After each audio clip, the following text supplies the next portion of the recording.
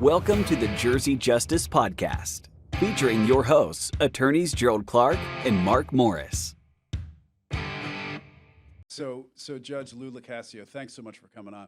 I saw your son Tony. I don't know when it was. Maybe it was like 6 months ago or 8 months ago, or maybe it was a year ago. And I said, we got this podcast. We got to get your dad on. And I've been thinking about it ever since. And I'm psyched that we actually got you on. And we talked about it maybe 2-3 weeks ago. And since then, I've been all psyched to have you on. You were a judge in Monmouth County for many years. 17 Wow. Years. I had cases in front of you, and I was always a little bit, well, when you're a young lawyer, you're intimidated by any judge, you know. But with you, it was a little bit more, and I was always sure to be ready and prepared. And you always were. Still is. And I'm sure you. And preparedness is key. I mean, that's one of my main things. You've got to be prepared, and you never disappointed. You were always prepared, respectful to me, your adversary, and the jury. You were always a pleasure to have in front of me. Yeah, thanks so much. So tell us what you're up to. When did you jump step off the bench and all that? They have that mandatory retirement age. Yes, in New Jersey. New Jersey's Constitution says you must retire at age 70. Judge Kilkenny, the late Judge Kilkenny, used to call that the age of constitutional senility. Yeah. So yeah, I retired at age 65, and I was on the bench for 17 years. It's hard to believe that come July, I'll have been retired 16 years. Wow. And since then, I've been basically doing mediations. I do civil mediations. I'm one of the few retired judges that also does family mediations, and I do arbitrations. And I'm of counsel to a firm that my son Tony, you know Tony, he's now with Andrew Blummer, and they have a personal injury boutique there. And I'm of counsel. I was with him yesterday, and we chatted about some cases we wanted to talk about. Yeah. And I go to the office a couple of days a week, and I work from home. My mediations, of course, take up most of my time, which I love doing.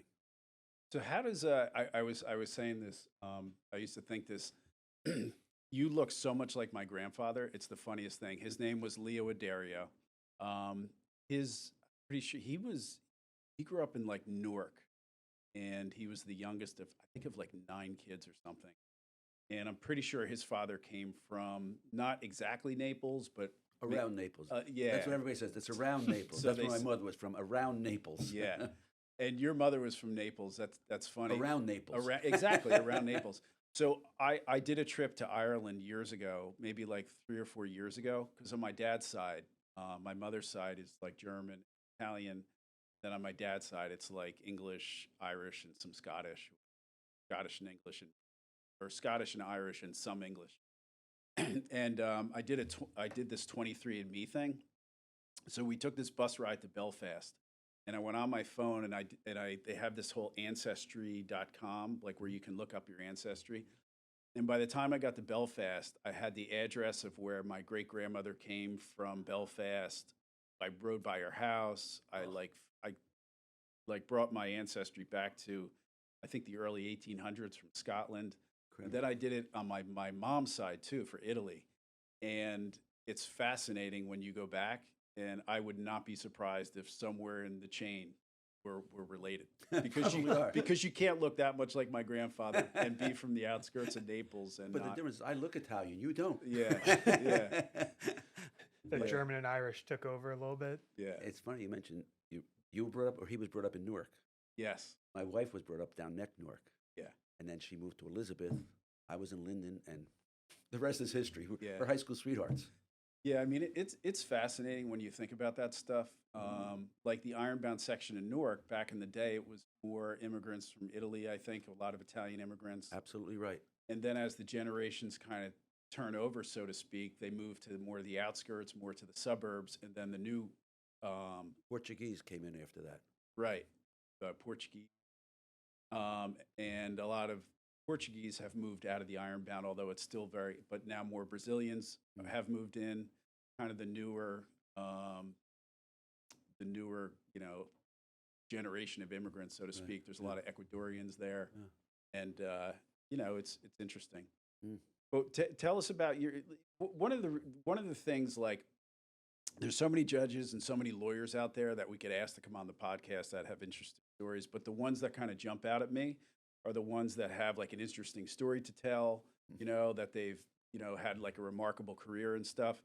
And I always find it fascinating to ask, like, how do you get where you are today? Like, how does one become a judge? You know, how does, and a well-known judge, and I know you write regularly for the Law Journal now, and you have a mediation practice and arbitrations. Like, how does that all happen? How do you get to that today, Well, you know? It starts generally, I think, anyhow, to be a good judge, you should be a trial lawyer first. I am a firm believer in that. And I was a very busy trial lawyer. I started out at Lentz, Goldman, and Spitzer in Middlesex. I tried a ton of cases up there. Then I moved down. My son was born, and we moved down to Monmouth County, and I went with Drazen and Warshaw, very busy personal injury work. When I was up at Lentz, they did a lot of criminal work. In fact, my mentor was Warren Willentz, and he had a lot of criminal cases. And eventually I became board certified as both a criminal lawyer, criminal trial lawyer, and a civil trial lawyer. But I was a very busy trial lawyer, both in Middlesex and in Monmouth, especially in Monmouth because Dennis Drazen, my good friend, has a very busy personal injury practice. And I often was referred to as the tomato box lawyer. What that meant was in my trunk, I had a tomato box, not a fancy briefcase, with filled about 10 different files, the Redwells, the old-fashioned way to keep files. And if I finished one trial, I would try to run through the hallway and get out of the courthouse before hearing, like from Willard Morris, It's my grandpa. Judge Lou Locascio, report to Judge Funler for your next trial. I often would not make it out of the courthouse. So I have to go to the trunk, get that file, and start another trial. I mean, I was Wow. trying, I must have tried, when Tom Chabot was the assignment judge and he kept us moving, I was trying about 40 cases a year. I mean, some trial lawyers don't try 40 in their whole career. Yeah.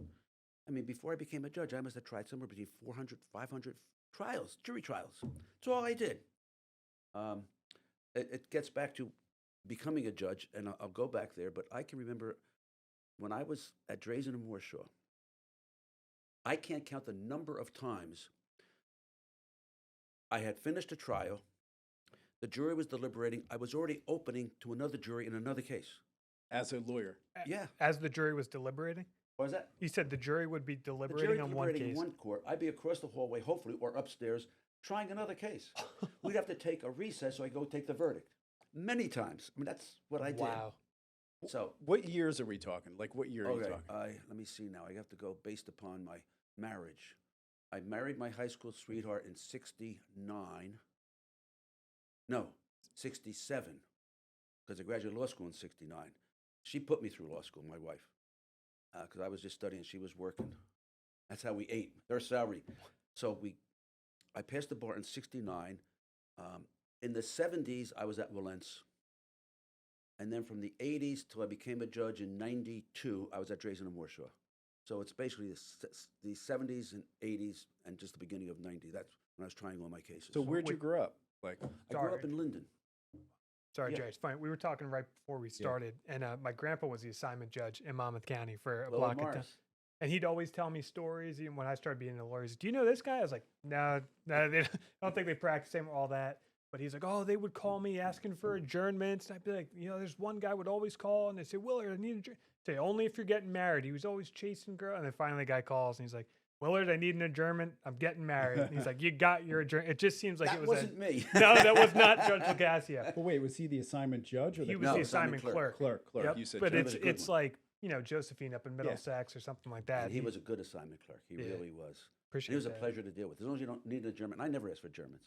That's so funny. But yeah, I'm happy to have made a connection because he would always ask me, and he passed away a few years ago. You know this person, that person, and he loved the Drazen firm. So Oh, yeah. We were busy. As I said before, I think when I was there, we had something like 1/3 of the calendar was Drazen and Warshaw. We were that busy. And I was the guy who was out there trying the cases. Brian would try them, Dennis. But I was running, when I went to the call, I was there answering all the calls. Ready, ready, ready. We were always Wow. ready. I can't imagine doing that as a plaintiff's attorney. All the prep that goes into having a case ready to go. And Well, the prep is, in fact, when I became a judge, sometimes lawyers, I would finish a trial and I'd start, if I had a jury verdict Thursday morning, I'd pick a jury Thursday afternoon. I always felt you had to be prepared. And the lawyers would say, well, Judge, I got to get there ready. What do you mean? That's what weekends are for. That's what nights yeah, are for. yeah. Preparation is key. And I never asked any lawyers to do anything I didn't do when I was a trial lawyer. You got to be prepared. I used to work at home all the time. In fact, that reminds me of another subject. When I was on the bench, whether I was civil, criminal, or family, the staff, the police, the court attendants, the sheriff's officers, they knew if they had a field trip, usually freehold schools, I'd say, bring them to my courtroom. I love to talk to the kids.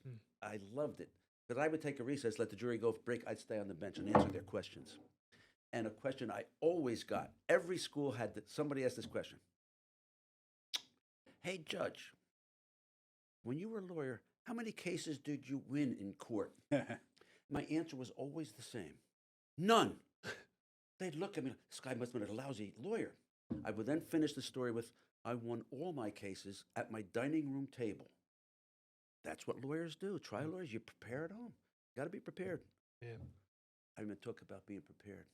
I remember when I was sitting criminal, my first assignment judge was Judge Milberg, great guy. He assigned me to criminal.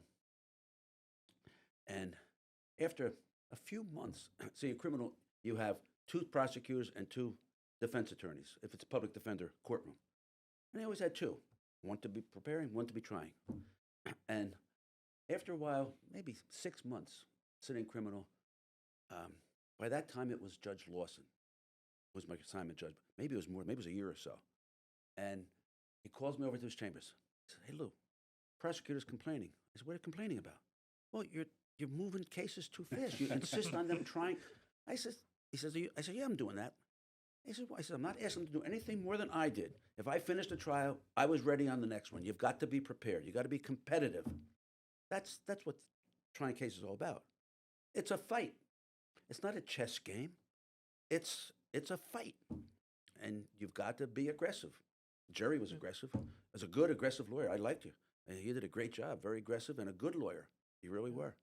But competitiveness is what you need to be a trial lawyer. I was always competitive. I mean, I was brought up, my father made me be competitive. I was grammar school basketball player, high school wrestler, college wrestler, and that's competition. And it teaches you how to be a trial lawyer. You got to be competitive. It's not a chess game, it's a fight. So where did you grow up? I grew up in Linden. Okay. Grew up in Linden, New Jersey, and I went through grammar school there. I was a basketball player. In fact, funny you should ask that because we had a very good basketball team. I was a little guy. I'm still little. And I thought I was a pretty good basketball player. I said, I'm going to high school. I'm going to play basketball. I went to St. Benedict's. So the first day for tryouts, I walk into the gym, and I looked up at these guys. So I went to my brother, who was the captain of the team at the time, my brother Joe. I said, hey, Joe, is there any sport in this school where you don't have to be big and tall? He said, go across the street. They have wrestling over there. And that's how I became a wrestler. Oh, that's funny. Yeah. So you went to Linden, and then what about high school? That was St. Benedict's in Newark. Oh, okay. You said you wrestled in college then as well? Pardon me? You said you wrestled in college as I well? wrestled in college. Wow. In fact, wrestling got me into college. I wouldn't have gotten into my... Wait, you went to St. Benedict's in Newark, in right by the courthouse there. Yeah, right up High Street. So what was that like? What was St. Benedict's like? Yeah, It was like great. so I drive on High Street a lot to go to the courthouse there. Yeah, sure. And you go past, there's these amazing mansions that aren't so amazing anymore. But back then, I think a lot of it was like the Budweiser. A lot of I think they called them the beer barons, lived on High Street. Oh, yeah. That was like the ritzy part of Newark, yeah. right? I went there for 4 years. From 62 to 66, I was at St. Benedict's. Do you remember those houses? The one looks like a castle on High Street. It's kind of up the street from St. Benedict's, and then You mean houses or the church? The church was right there, too. yeah, there's a church. Well, I know there's churches there, but what was that neighborhood like back then when It was you went nice. there? It was a nice neighborhood. Yeah. Yeah. Because I was often there late at night. Wrestling team would finish their practice 6 o'clock at night or so, and I'd walk down to 134 bus station. So it was nice. It was nice. So you commuted there from Linden. Yes, 134 bus. What'd your parents do? How did they afford to send you to private school like that? Well, they couldn't. We had to work. I had to work in the cafeteria because they had lunches and all. And it wasn't easy. My father was an insurance man, a good one. He started out as a debit, working his butt off. Then he became an assistant manager, then a manager. They would send my father to the worst offices in New Jersey and New York, and he'd bring it up to the top. He was a good manager, but he often said it wasn't easy. My mother was a stay-at-home mom, and used to eat a lot of chopped meat. They were not wealthy at all. But I can tell you one thing. He taught us to work for what you have to do. But he had, at one point, I'm one of 4 boys. He had two in college and 2 in prep school at the same time. Wow. Wow. And he often said he was suffering from a disease known as maltuition. Yeah, exactly. No, Judge, I grew up the youngest of 13 kids. So I know what it's like, trust me. Yeah. You know? Yeah. We struggled, but it was a good discipline. Again, taught you to be on your own, taught you to be competitive and to be aggressive. So I owe a lot to my parents for just giving me the work ethic. Yeah. That's another thing that I had a problem with as a judge. The younger lawyers just don't have the work ethic that we had. Yeah. And you have. I know because you're prepared. And that's when you see the difference. With a lawyer that comes in prepared, now I hear these young lawyers out of law school, they go for a job interview. Well, how many weeks do I get off? Yeah. You know, Yeah. What do you mean weeks off? There's no such thing as weeks off. Yeah. You're a trial lawyer. But yeah, the work ethic has changed. And I saw it when I was on the bench. And Judge, you went on to Columbia Yes. for undergrad? Wow. How was that experience? Well, I'll tell you. So wait, My father were couldn't you afford like that either. smart? Like, did you get like high SATs? Did they have SATs back then? They had SATs. Yeah. I am not a good test taker. You must have been a good wrestler then. Well, I'll tell you the story of how I got into Columbia. I had a decent career. This as- is undergrad, Oh, yes. Columbia Yeah, there's only undergrad. one reason I didn't go to Columbia Law School. They didn't accept me. But no, undergrad, I was in high school, St. Benedict's. We had probably the best wrestling coach in the state of New Jersey. It was Johnny Allen. He's a fantastic coach. And we had a good team. The 4 years I was there, we never lost a dual meet. So, how did I end up in Columbia was your question, right? Yeah. Well, we had a very tough match against Hunterdon and Central, powerhouse. They're still a powerhouse.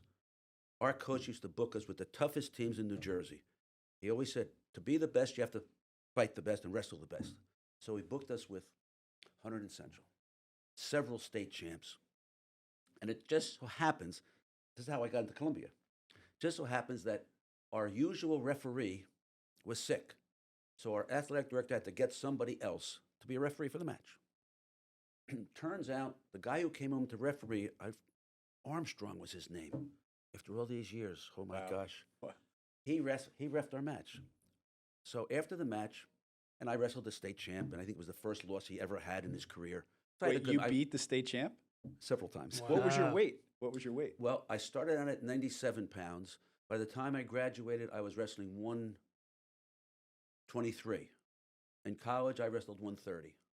Wow. I didn't tell you what my weight is now. It's a lot more than that. So he came up to me after the match, this guy Armstrong. He said, I'm a scout for Columbia University. I figured Columbia sounds like a nice Columbus, Ohio. It's going to be green campus, right? Yeah, It's yeah. just 6 miles down from the Harlem. Yeah.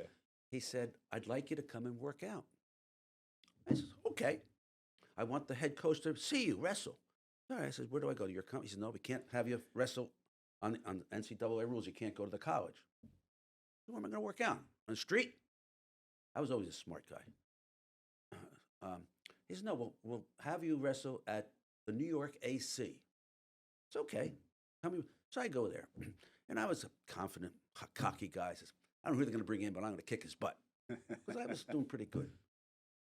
So I think that was, I was just finishing. Yeah. That was my second time I won the state title. So that's the New York Athletic Club. It's Yeah. got like the wing Yep. and the sneaker Yep. emblem thing, That's logo. the place. Yeah, I've been there. So I was confident. I figured, hey, I've been state champ 2 times in a row. I says, I can beat whoever they bring in, right? So we go there. I work out. We're about a half hour. This guy kicked my butt. And I had never had my butt kicked in high school. I mean, I had Johnny Allen as a coach. I was pretty good. Kicked my butt. I mean, I couldn't believe how badly he beat me. So we finished it for half hour. The head coach come over. Stan Thornton was his name, my coach. He says, "You got your scholarship." I looked at him. I says, "Were you watching the same workout that I was in?" He says, "Yeah." He says, "You got 5 or 6 escapes." I said, "I didn't get any reversal. I didn't get any pins. I got nothing. No takedowns." He says, "Nobody escapes Andy Fitch." Now, I remember this guy's name. I said, "Who the heck is Andy Fitch?" "Olympic gold medalist." That's funny. I said, "Oh, okay." I had no idea who I was wrestling, but I knew he was good. Wow. So that's how I ended up in Columbia with a scholarship. Was Oh he my in the gosh. same weight class? Oh, yeah, he was a little like me. Yeah, absolutely. I got to tell you, pound for pound, I have a friend who wrestled all through high school, wrestled in college, he coached wrestling. I do not mess with those guys. He's one of the best athletes I know. I one time, Wilson, I like challenged him like on the beach, just messing around. He stuck his pinky out and like flipped me upside down, pulling sand out of my ears. It's, Well, I'll tell you, wrestling is a great sport because you're out there all by yourself. yeah, And, you know, the coaches can yell to you, and in fact, your teammates can yell to you, and you listen. You can hear it in spite of all the people. But funny story about kids yelling to you, your teammates. I was not a leg wrestler. You have to be long to be a leg wrestler. But we had a couple on our team. And if they were out there and they put the legs in on their opponent, we would yell, "Don't let him grab your head." So immediately he'd grab his head and put himself in the guillotine. It was a move that you hoped he would grab your head. But that when you're out there, it's all by yeah, yourself. you can't hide there. It's not like football or something No. where you take a play off. No, And you're yeah. out there. You've got to do your own thing. Wait a sec. So your coach would say, "Don't let him grab you in the head." No, the coach would. We would. Yeah, We'd be so on the that they side. would The you other bait 'em into players. it. Yeah, we tell his adversary, our guy, St. Benedict's Wrestling, say 100 Central. To try to grab your head. Yeah, Yeah. Your If I were teammates' wrestling, leg wrestling, I'd Yeah. hear my buddies on the bench yell to my adversary, "Don't let him grab your head." Right. As soon as he did, I put him in a pinning combination. Oh, okay, got it. Yeah, yeah, yeah. funny. yeah. But yeah, I frankly think that being an aggressive wrestler helped me to be a aggressive trial lawyer and a judge. I mean, I try to do my best as a lawyer, as a judge. You try and do your best, but I think being aggressive, like you were, you'd be a great judge because you know what you're doing. What do they say? From your lips to God's ears, they say. That's the old saying on that one. Yeah.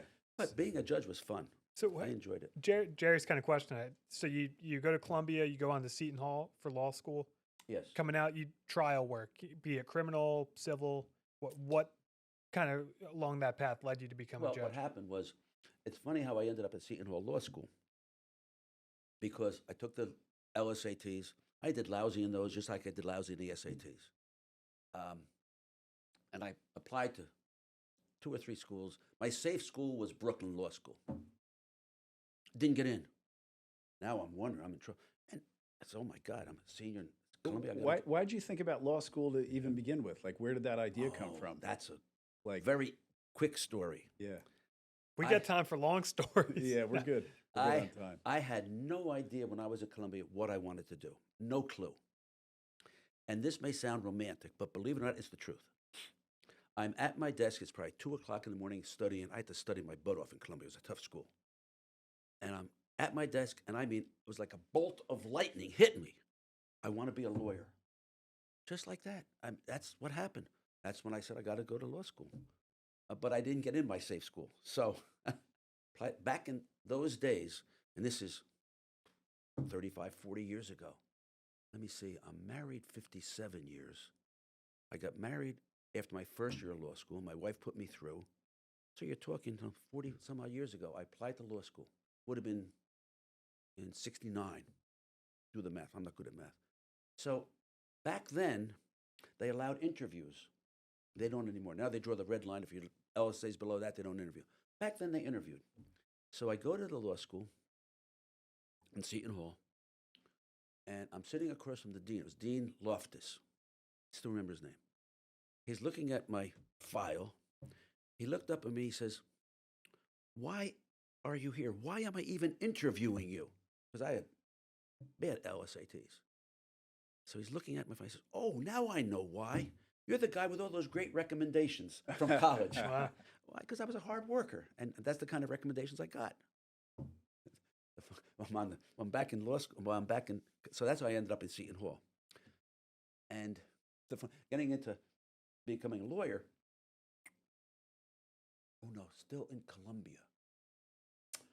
My advisor said to me, I didn't see him very often. He looked at my transcript at Columbia. He says, "You're applying law school?" He says, You'll never be a lawyer. You'll never get out of law school. You never even get in." I graduated second in my class in law school. Wow. Why? Because I liked it. I loved law school. I loved the law. I still do. I didn't really like college. I liked wrestling in college, but I didn't like college. So, I had to work hard. It was a tough school. so law school, you're number 2 in your class. Yeah. Looks like editor, law review. Yeah. Wow. I loved writing. I still You love still writing. do. Yeah. I still love writing. I wrote a lot of law. I read a lot of opinions as a judge. I'm still writing now for the New Jersey Law Journal. I have my own column called Court Watch. I write about one article a month. So what was it about? I mean, that's kind of fascinating to get low LSAT scores, SAT scores, have a tough time at Columbia, but then graduate second in your class at Seton Hall. I mean, Seton Hall's a great law school too. It is Like, great. is it the reading and the writing, the analyzing, applying the law to the facts? It's a couple of Like, things. I work think the ethic. most important factor is I loved it. I loved studying, and I didn't love studying in college or high school. I liked wrestling, Yeah. but there was no athletics anymore. Well, I was wrestling in Columbia, but it didn't take as much time. I just enjoyed it more. That was the main thing. I like being on my feet, the Socratic method, you know what that is. I love defending my position. My mother always said, she always thought I was going to be a lawyer. She said, "You're always arguing with your brothers." She said, "You'd argued with God." I said, "If he was wrong." Yeah. She didn't like that. So, Judge, are there other people in the legal profession in your family as well? I know you mentioned your No, I son. was the first lawyer. Okay. My late brother was a lawyer. He passed about 5 years ago, my brother Pete. He was a lawyer in Red Bank. But I was the first one. Wow. My older brothers, he's a businessman. He just passed also, unfortunately, my brother Mike. He had an insurance agency. He started working his own agency. Before he died, just this past year, he had bought and accumulated into his 11 other agencies. He was a good businessman. My brother Joe was the athlete in the family, captain of the basketball team, captain of the baseball team. And he became a teacher. He met his wife, Joyce, and it was Montclair State College at the time. It's now Montclair University. But he was the athlete in the family. He was the one who told me to go be a lawyer, a wrestler. So you married your high school sweetheart? I You did. said? Wow. Oh, I got to tell you the story about that. Yeah. Keep it PG though. Okay. Yeah. Who Huh? does that? Keep it PG. Keep it PG. Short? No, he's No. just joking with you. Oh. He's- Like keep it. Nothing graphic. Oh, you know, no, No. Parental guidance. Remember No, PG, no, like it'll PG be a fun movie. story. We're Here kidding. we are at the I point. knew the crowd she hung out with. I went to St. Benedict's. She went to St. Mary's in Elizabeth. All my buddies from St. Elizabeth Grammar School went to St. Mary's. So I knew them all. We played basketball together. So weekends, no girls at St. Benedict's. Weekends, I was at St. Mary's. I hung out with the St. Mary's crowd. My buddies played basketball for them. Guys I played basketball for in grammar school. And here's my pickup line for my now wife. She's sitting in front of me watching my buddies play basketball. She's sitting in front of me. I'm sitting behind her. Now, I knew basketball. I'm watching her keep score. So here's my pickup line. "You have no idea what the hell you're doing." That's what I said to her. She turned around. She knew who I was because I hung out with all her girlfriends. In fact, I dated all her girlfriends before I met her. She says, "This is the way Coach LaBalbo wants me to keep score." And Al LaBalbo was one of the best high school basketball coaches in New Jersey. And at halftime, she would give her notes to the coach, and he would go over what these different guys were doing. So that's how I met my wife. And once we met we dated for the first time. That was the end of it. We never dated anybody else after. We never broke up. And that's now since 1962 I met her. Wow. That's good for you. So that's like 60 some odd years we have known each other. That's really nice. Wow. Married That's great. 57. She's going to probably want to edit what I just said. Yeah. Yeah, It's exactly. 59 and no, I'm just joking. That's great. So you finished law school. It looks like you clerked for a judge coming I out. clerked for Judge Harold Ackerman in Union County, and he was a civil judge. Interestingly, he was the settlement judge of Union County, and he taught me a lot of my settlement techniques. He really did. Can you share some of those, Judge? Talk Pardon me? about some of the settlement techniques you have. Can you share some of those Well, techniques, or is settlement, that? which I used when I became a judge. When Yeah. I was the settlement judge in Monmouth County. Yep. That's why when I left, I continued my settlement efforts as a mediator. Mm-hmm. But that's where I learned they don't teach you settlement techniques in law school. Tell the people, because like there's, other than lawyers who listen to this, or maybe lawyers that don't do, civil work. What are settlements? What's a settlement judge? Why does it matter? Why? Okay. What are settlements? Great question. How does that work into Great the whole question. thing? First of all, if you want to settle your case, if you're a trial lawyer, plaintiff or defendant, the key is to be prepared. What kind of cases are we talking about then? Oh, well, when I was a judge, I handled every imaginable case because of my experience. Before I became a judge, the assignment judge or the presiding judge would send me everything. Personal injury cases, automobile accidents, products liability, fall downs, LAD, law against discrimination, environmental. I tried everything. In fact, Willard Morris wasn't there when I retired, but when I did retire, they used to send me everything. I went down, the week I was retiring, I went downstairs to say goodbye to staff. By the way, Monmouth County staff, they're wonderful people. Yeah. They are so efficient, they're wonderful. I'm saying my goodbyes, and the assignment clerk at the time, who took Willard's place, said to me, but getting back to the settlement conferences, know your file.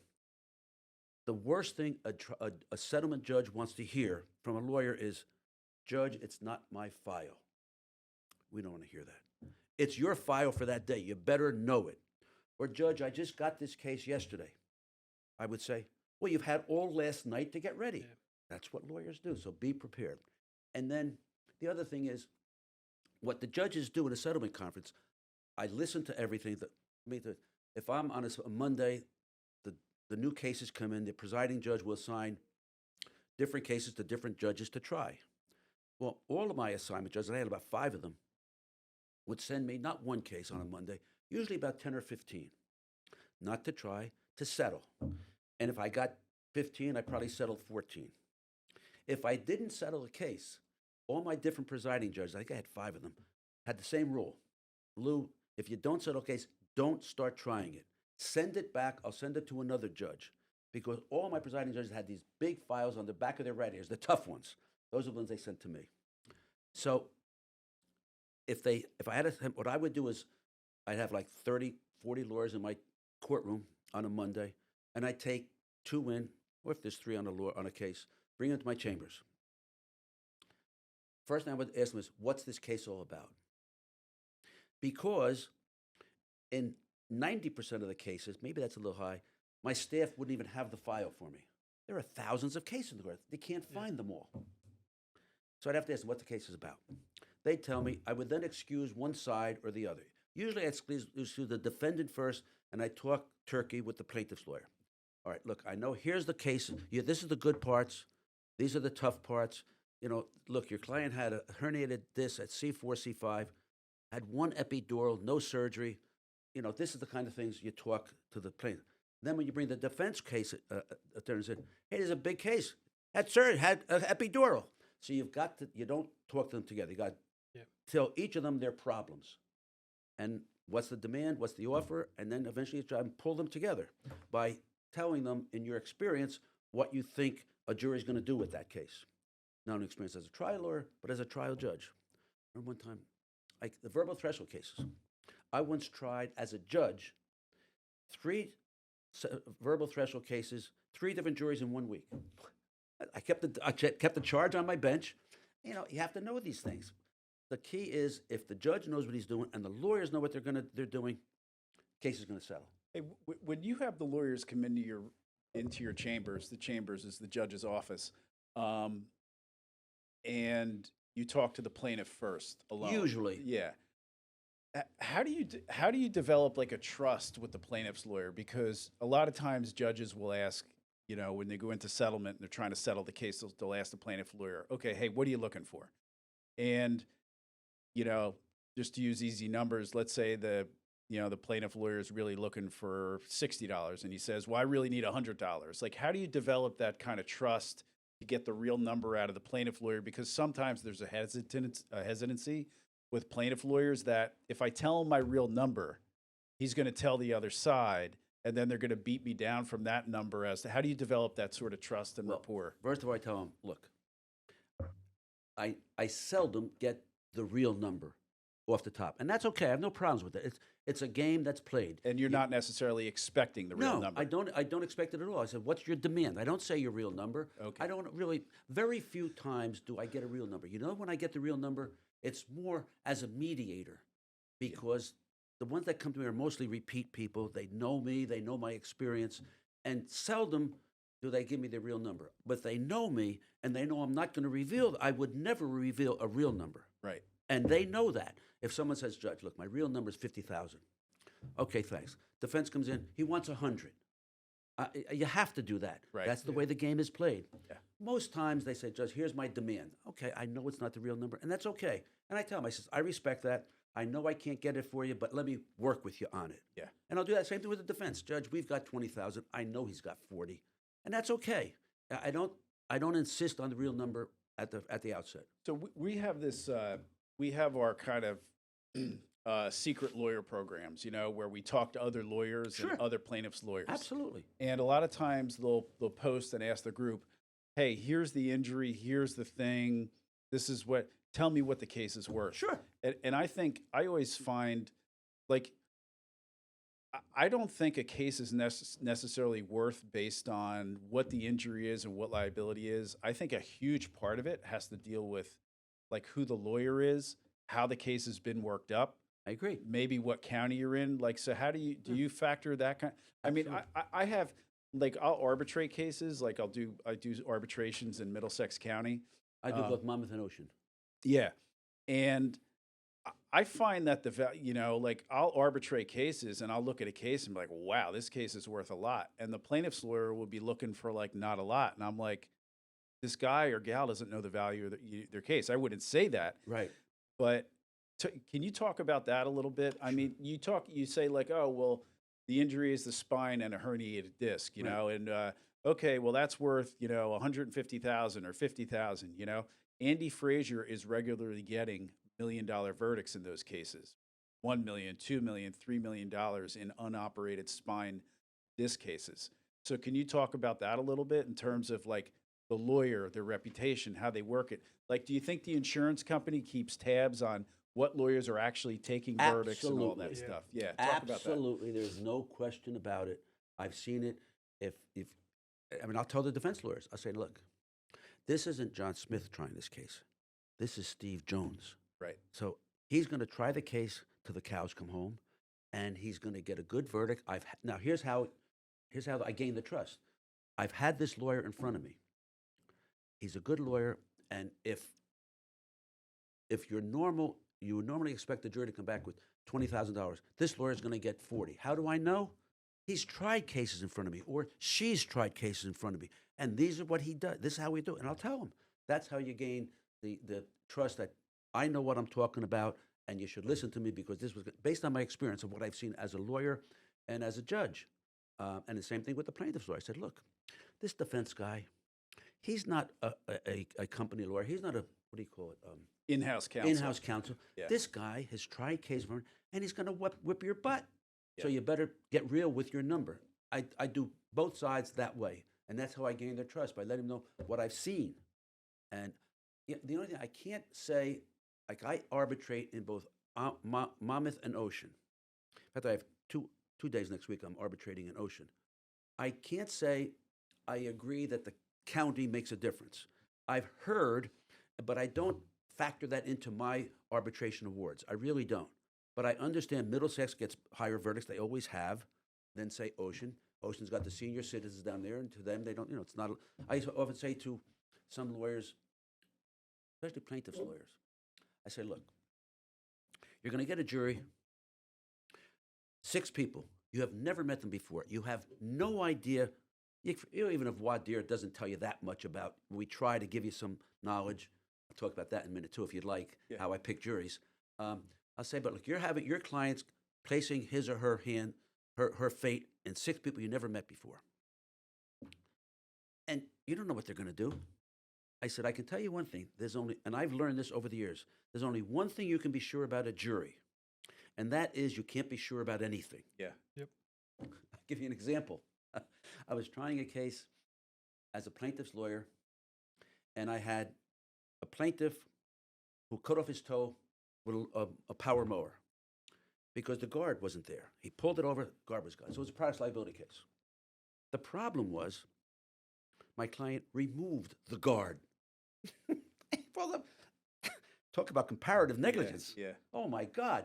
It was all over the case. Now, jurors, you know what?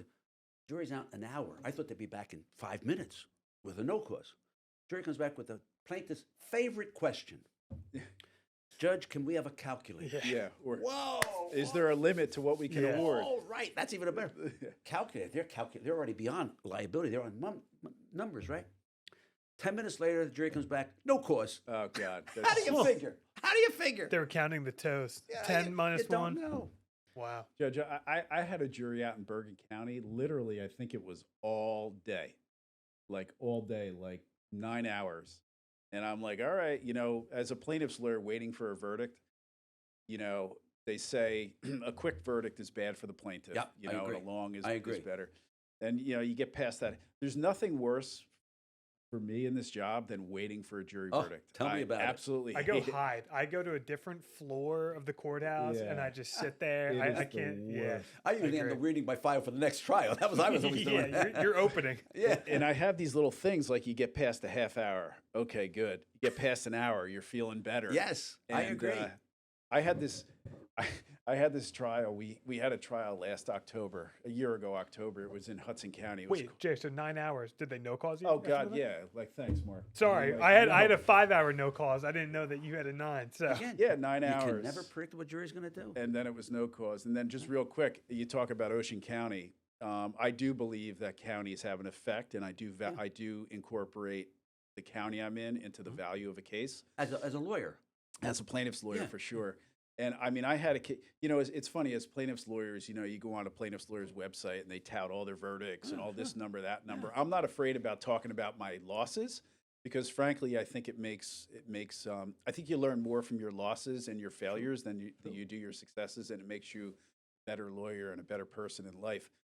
And so one of these cases I had in Ocean County, my client was a passenger in a car. So it wasn't his fault. The other car hit them from the side. It was 100% that car. He broke his leg. He had a knee replacement. It was a bad fracture of the knee. Open reduction. Yeah, all that stuff. They had the surgery, knee Yeah, replacement. lots of hardware in there. Yeah. Still in. Yeah, and I tried this case. I thought it did a great job. I thought I was connecting with the jury. Things seemed fine, and I think they were offering I forget what they were offering, but They should have been offering at least 100. They should have offered at least 100. Yeah, at least 100. But I think my demand, I think it was a $500,000 insurance policy, and I wanted it all. And the jury awarded $120,000. That's and low. I'm like, That's low. But the jury, when they're leaving, were shaking the guy's hand on the way out, thinking they just did him a great thing. And that's Ocean County, So anyway, That brings up another point. I would tell. yeah, What happens is, I'd say, look, you have a jury, you don't know anybody, you've never met them before. Some of these jurors may say, hey, your case is worth a lot of money. exactly. To some jurors, 10,000 is a lot of A money. lot of money. So it depends on where they're from. That's key. That's for what they people- That's what they say about Monmouth County. They say it's a conservative county. they recognize the value of money. Yeah, but if they like your case, they know the value of a dollar, and the same with Bergen County too. Well, you got some very wealthy cities in Monmouth County. Yeah. Again, too, for listeners that don't practice law in New Jersey, we can't tell the jury a number. You talk to a lot of attorneys from different states. There, they can say, "Ladies and gentlemen, Mr. Smith's case is worth $10,000 or $10 million, whatever." Yeah. We can't do that in New No, Jersey. you can't. So you get the time unit, and that's really kind of it. Well, number one, we can't tell a jury. We can't mention a number to the jury. Yep. Which reminds me of another story. As a judge, trying this case, a lawyer opens to the jury. Ladies and gentlemen, I'm not asking you to give us $1 million. Gets worse. At least He says, I'm only asking you to give $500,000. I excuse the jury. at least it wasn't closing. Well, turns out he's from New York, and his client was his mother-in-law. I said, look, counsel, I know you're from New York, But he said, well, I have a pro hoc vici, but he wasn't in the courthouse right at the time. He got him in. I said, you can't do that in New Jersey. I had to declare a mistrial. But as a result of that, every time I, as a judge, signed an order for a pro hoc vici, I put in the order, I added, must appear in the courtroom whenever there is a hearing. Yeah. I don't care what, but that's what happened. So just so everyone knows, in New Jersey,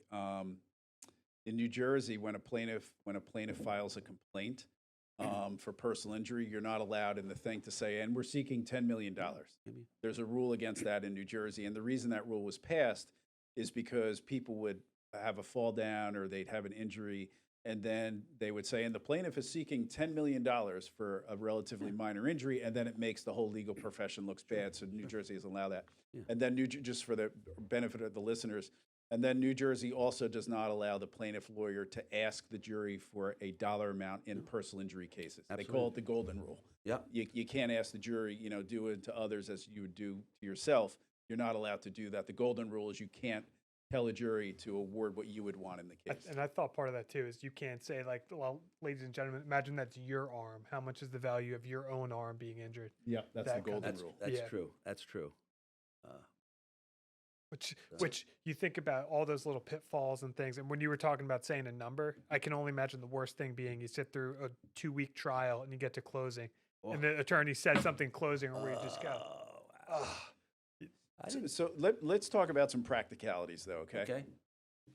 So taking you back to, lawyer Lou Locascio in the trying cases in the 70s and 80s in New Jersey. A lot of that was before tort reform, where they made it a lot harder to bring a case. So I heard back in the day that, so Judge, you talked about red wells. So everyone knows red wells are the old files, which are like one red well will be like this, this big, and this, and then so in a case you might have 5 red wells. So the file goes, off, half this table takes up the file.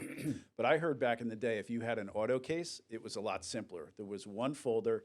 You'd have a medical report on one side, a police report on the other side.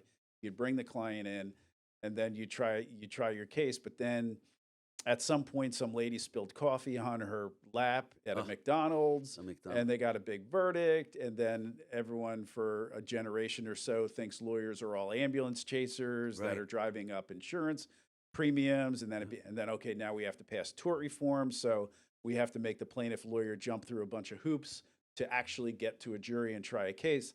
So then the cases became a lot less simple, where it's not just a police report and a medical report, and you go tell the jury about it. Now it's 5 red wells and medical records and affidavits of merit. So can you talk about that a little bit, how it was different back then, trying versus... When I first started, we didn't even have the original, I don't even, this, the original tort reform was $200 in medical bills. That was the first one. Before that, there was no threshold. And then it went up to $750. There's a lot more than just lawyers that listen to this.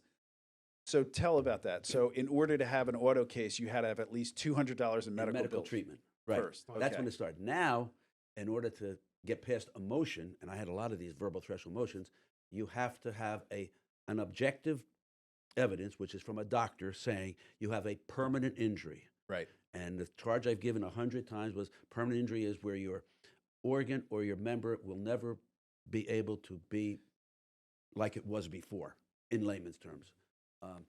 So yeah, that was the tort reform, and that was always the problem.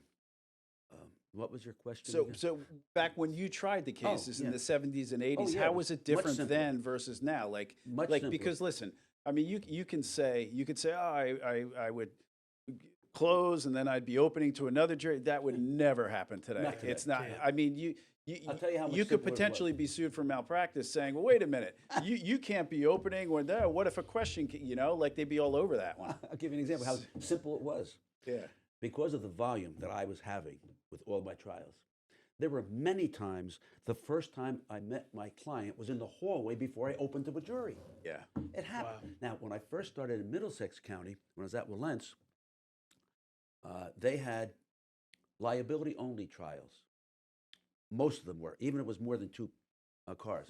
And one of the times I was in the office in Perth Amboy. Henry Spitzer, Wilman School and Spitzer, said to me, "Lou, I want you to go up and try this case up in Middlesex, up in, New Brunswick. I said, fine. Where's the file? Well, Doug Haig has it. Was another lawyer. Doug has it. He's up there now, and he'll give it to you. I said, all right. I drive up to New Brunswick. I go in to see Johnny Elmeyer, who was like your Willard Morris. He was the assignment clerk. I said, Johnny, where's Doug? Oh, he's back. He's on his way back to Perth Amboy. Did he leave the file for me? No, he didn't leave a file for you. I said, well, can you adjourn this case till tomorrow so I can go back up? He said, no, you're assigned out right now. I had to borrow my adversary's police report to open. Wow. Wow. That's how things were back then. Wow. So yeah, things have been a lot different now. I mean, all the motion practice we now have, the in limine motions. I hate in limine motions as a judge. In fact, I wrote an article on limine motions. And one of my points, by the way, an in limine motion is a motion you make before. Here's your camera right here. Okay. There's your peeps. An in limine motion is a motion that's made just before you pick a jury, usually. Well, it used to be. Now it needs to be what? Like a 10 month days before? before. Or The night before? A month No. before now. Oh, I didn't know that. Yeah, it's Wow, I've been Can't away be from it di- too long. can't be That's the way it should dispositive. be. In Yeah. fact, in my article that I wrote a couple years ago for the Law Journal, I said there's no reason for an eliminate motion because it catches the judge at a disadvantage. He doesn't get to read the motion papers, and I said they should abolish it. So they have made it a month before. I'm glad to hear that. something like that. I You have did to know file that. in the It's So regular. you 10 actually file the days or- papers, and the judge gets Yes, to see it. in the regular motion cycle. That's Something when it like should that. be. There's Yeah. no reason to have eliminates. Yeah, but when you do them on the fly, when you show up to judge and you just slap them on the desk, it's a lot less work. Oh, sure. I you're mean- flipping through them, going, Yeah, but okay, it's bar. not fair to the litigants. It's not fair to the lawyers. It's not fair to the judge who's Yeah. got to shoot from his hip, which feel I've like- been accused of doing. I feel like and we're gonna cut that part out, right? Like, We're going to cut that part out, and last we're going to cut that part about my wife and all that stuff. yeah. I feel like if I were a judge, though, in a personal injury case, I'd be able to decide to eliminate motions. I've done them A lot so of many them are times. pretty Well, cut and dry, But like again, evidentiary that's because things. you're a trial That's what I lawyer, Jerry. specialize in. Yeah. And that's the key to being a good judge. Yeah. You've got to be, the rules of evidence. Yeah, but if they came to me with like some, different type of case, I don't know, patent law. Yeah, but if it's a sophisticated motion, you don't want to do it in limine. I think that's what the kind of new rules have been designed to prevent, are those kind of surprise, hey, these Yeah. are more complex, dispositive motions. Don't file those on the eve of trial under the guise of it being in They limine. should do that. But if it's like, bar reference to, this in the medical records, a lot of times you don't even know who your trial judge is going to be. So they're going to Right. get it on the Right. fly. But then again, what if there's citation of cases? And The judge is supposed to read the case as you're standing there. It's just not fair. Let me ask you a question. When you tried cases back then, it's funny, like you say that one of the cases you didn't even meet the client until right before Yeah. closing, or, Yeah. it was, I mean, my last trial I had, we read, all kinds of different books and different things about how to become a better trial lawyer and stuff. And one of the things I learned is the importance of actually knowing your client, because it's important to advocate for your client if you don't really know them. Mhm. So my last trial, my client lived in the state of Washington, Mhm. and the trial was in Hudson County, and I was like, and I knew it was going to be a long trial, maybe 2 or 3 weeks, and I didn't want to put him up in some hotel and just be miserable, like, and then having to go to court. So I had him stay at my house Okay. for probably 2-3 weeks. My Wow. kids know him. Don, how's Don doing? I remember I was this was after COVID, and I was in my garage lifting weights with like no shirt on, and he's in there with me. And I'm like dealing like, okay, this is what they're offering, and we're talking about the case and settlement as I'm lifting That's weights. great. I love it. I love that story. And then he had a real bad back injury, and my dog would bring the bone to him and would have trouble, like he couldn't play tug of war with it, And then my wife would be cooking dinner and he would be sitting there with us at the dinner table, and he would just go like, oh, what was that? And what would happen is his bone stimulator would give an electric shock, and it would. Oh, And it's when a great way to prepare for your present complaints. when I did his direct examination, or I asked him questions, I had like no notes. I didn't need You them didn't need them. You've seen because it. I was living with him for Sure. 2-3 weeks. That's a great story. And I don't know how that's related to anything. But Just it the was, difference between, just meeting the client for the first time in the Oh, yeah. hallway before and how much Yeah, things have that's where it changed. started, right? Yeah. things are different today. Yes, they are. But that is great experience, trying that many cases, being in a courtroom as frequently as you were before you became a judge. What was the question? I said that's great experience though, having tried so many cases and yeah. being so familiar with being in a courtroom before becoming a Yeah. judge. But I here, agree. Judge, here's what I was getting at with that story. When you were doing those cases, and you're wrestling at St. Benedict's, And it was what? Keep your voice up. when you're wrestling at St. Benedict's, yeah. and you're being competitive Very. and being a scrappy wrestler, and you seem to be describing like you were a scrappy plaintiff's lawyer. Did you always look at it like, or maybe it's different now? Is it really just, hey, let's just win today, or do you see sort of a broader? I always try to look at like a broader meaning to it all in terms of society and between right and wrong. Like, I think one of the good things about being a plaintiff's lawyer is that, when you're a defense lawyer and you're at a firm, they're just going to put a file on your desk and say, go defend the case. Mhm. It doesn't matter if it's a child molester or whatever, they're wrong. You have to defend the case. But as a plaintiff's lawyer, if we don't like the You case don't have to take it. or we don't believe the client, You don't have to take it. and I think there's something bigger to this than just winning the case and getting money. I think there's a whole, like, a societal right and wrong thing about, who has the power in society, and then human values versus sort of corporate values in terms of, did you ever look at it like that? Like, Yeah, I can you give know what I one mean? example. And, Yes. and There's even more to it than just winning. And I agree, especially as a plaintiff's lawyer, you don't have to take the case. yeah. And as a criminal defense lawyer, you don't have to take the case. I remember one time I had a rule because I was board certified criminal also. I had a rule. I tried everything: rapes, robberies, murders. I had like a dozen murder cases. I tried a lot of criminal cases when I was at Valence. But one case I refused to try, even take, and Warren Valence knew it, was a child molester case. I refused it because this wasn't right.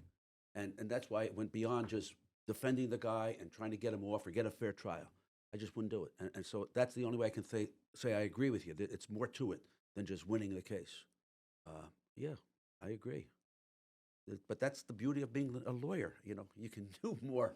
It's a wonderful profession. Do you think there's like a bigger society struggle to all this too, in terms of, they say that in a democracy, kind of the courtroom and lawyers are in some ways sort of the last bastion of democracy, where you can get fairness and justice in terms of there being so much money swirling around out there, and who has the control in society, and big pharma. Sure. And like, Lawyers are the key to society. If you recall the expression, first thing you do is kill all the lawyers. You know where that came from?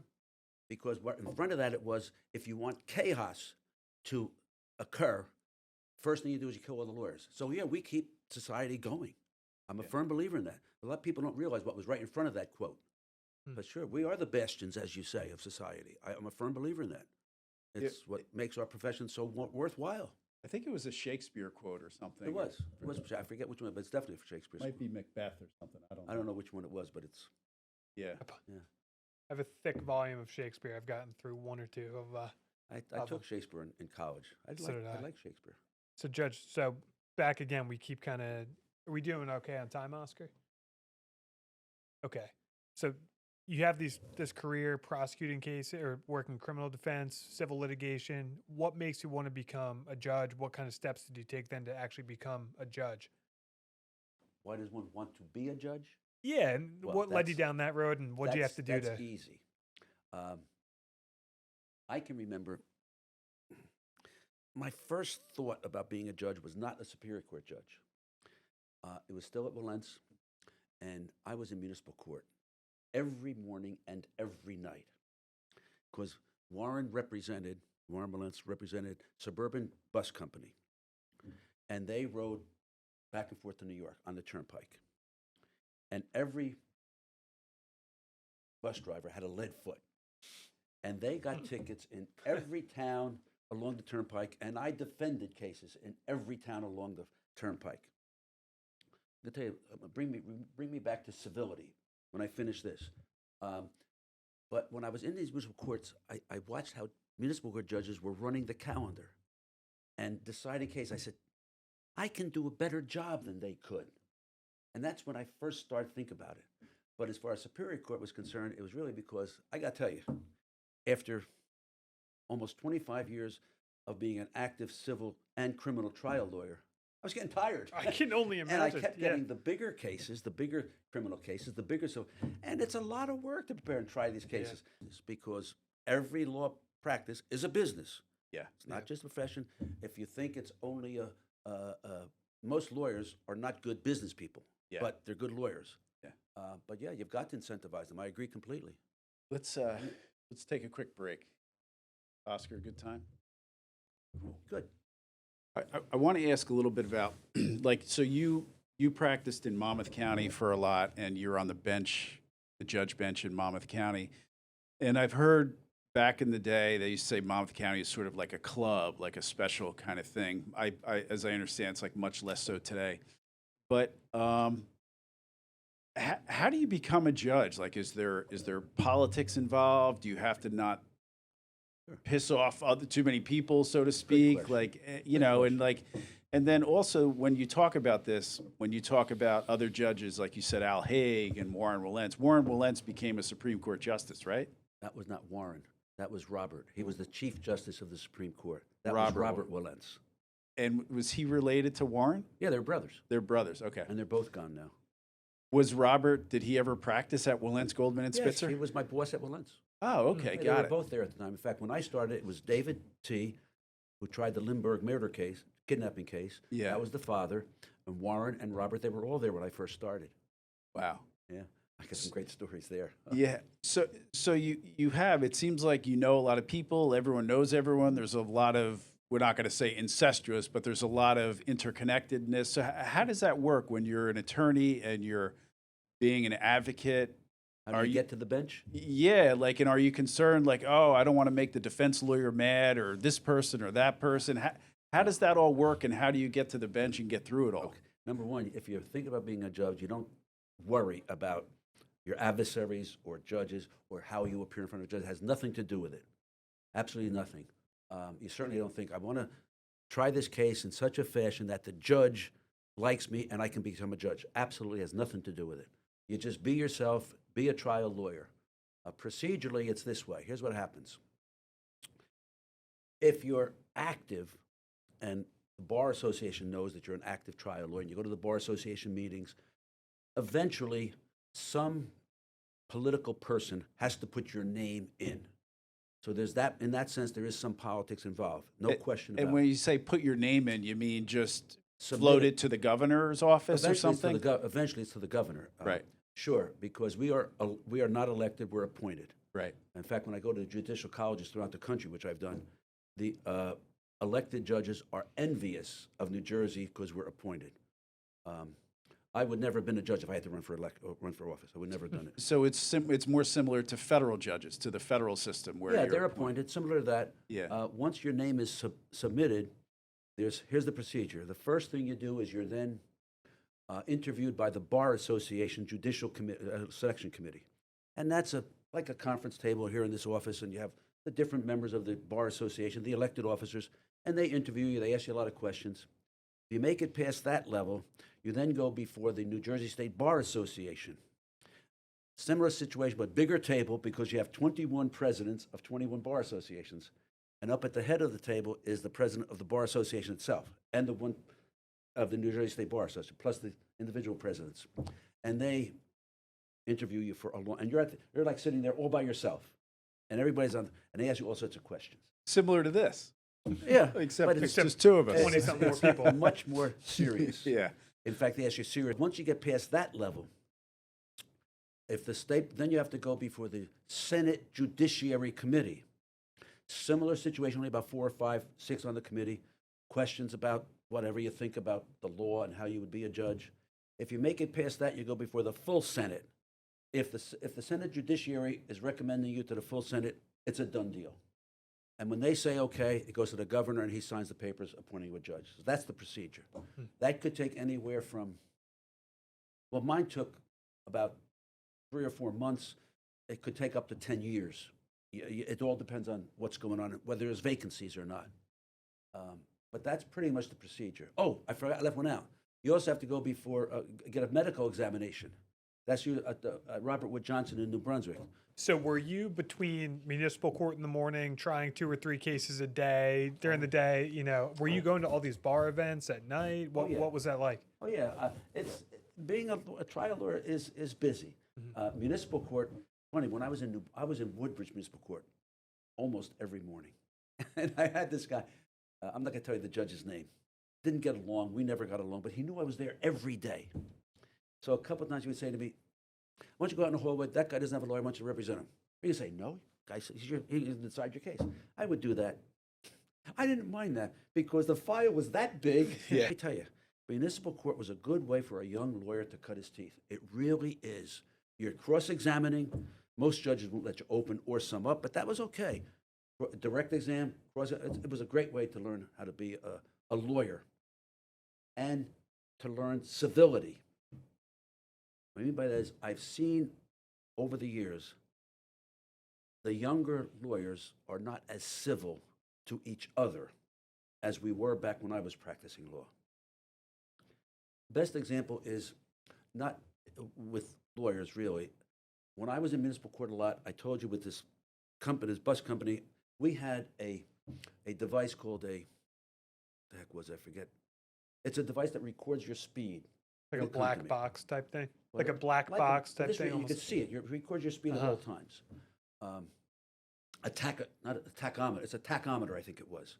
And every case that I had, I would bring my expert. He testified, this is what his speed was. He wasn't speeding. And for about 2 years, New Jersey State Police had what was known as VASCAR. Not radar, it was different. They only had it for 2, I don't know why, it was a great system. And it was a particular trooper, I'll leave his name out of it, great trooper. He ran the VASCAR, and he was even their own, he was the expert. He testified, I did the VASCAR, how it was. The car ahead of me goes under a bridge, I put on distance. I go into the bridge, I put on my distance, and it would basically speed equals distance over time, and the computer would tell him. It was a wonderful system, and he was a great expert. But I had my tachograph, he was the expert on the, and I would cross-examine. I knew VASCAR almost as well as he did. And that's preparation, you have to know. When you cross-examine a doctor, you have to know the medicine in that particular field as good as the doctor. So I knew it, and I would cross. I was a bulldog, and he was nasty to me, and I was nasty to him. After the case was over, we had a deal. Whoever lost buys the coffee. So we stop at one of the rest stops on the, and that's what I mean by civility. Wow. You can be aggressive in the courtroom, as you were. Jerry was an aggressive lawyer and a great lawyer, but you would, after it's over, you're friends with your adversary. That's the way it should be. It's not as good as it used to be. And that's one of the problems I have with the younger core. Yeah. There has to be more civility. I think post-COVID, too. My philosophy was being a lawyer, plaintiff or defendants, or even a criminal case is tough enough. Don't make it more tough on each other. There's no need to do that. That's my view of it. Yeah.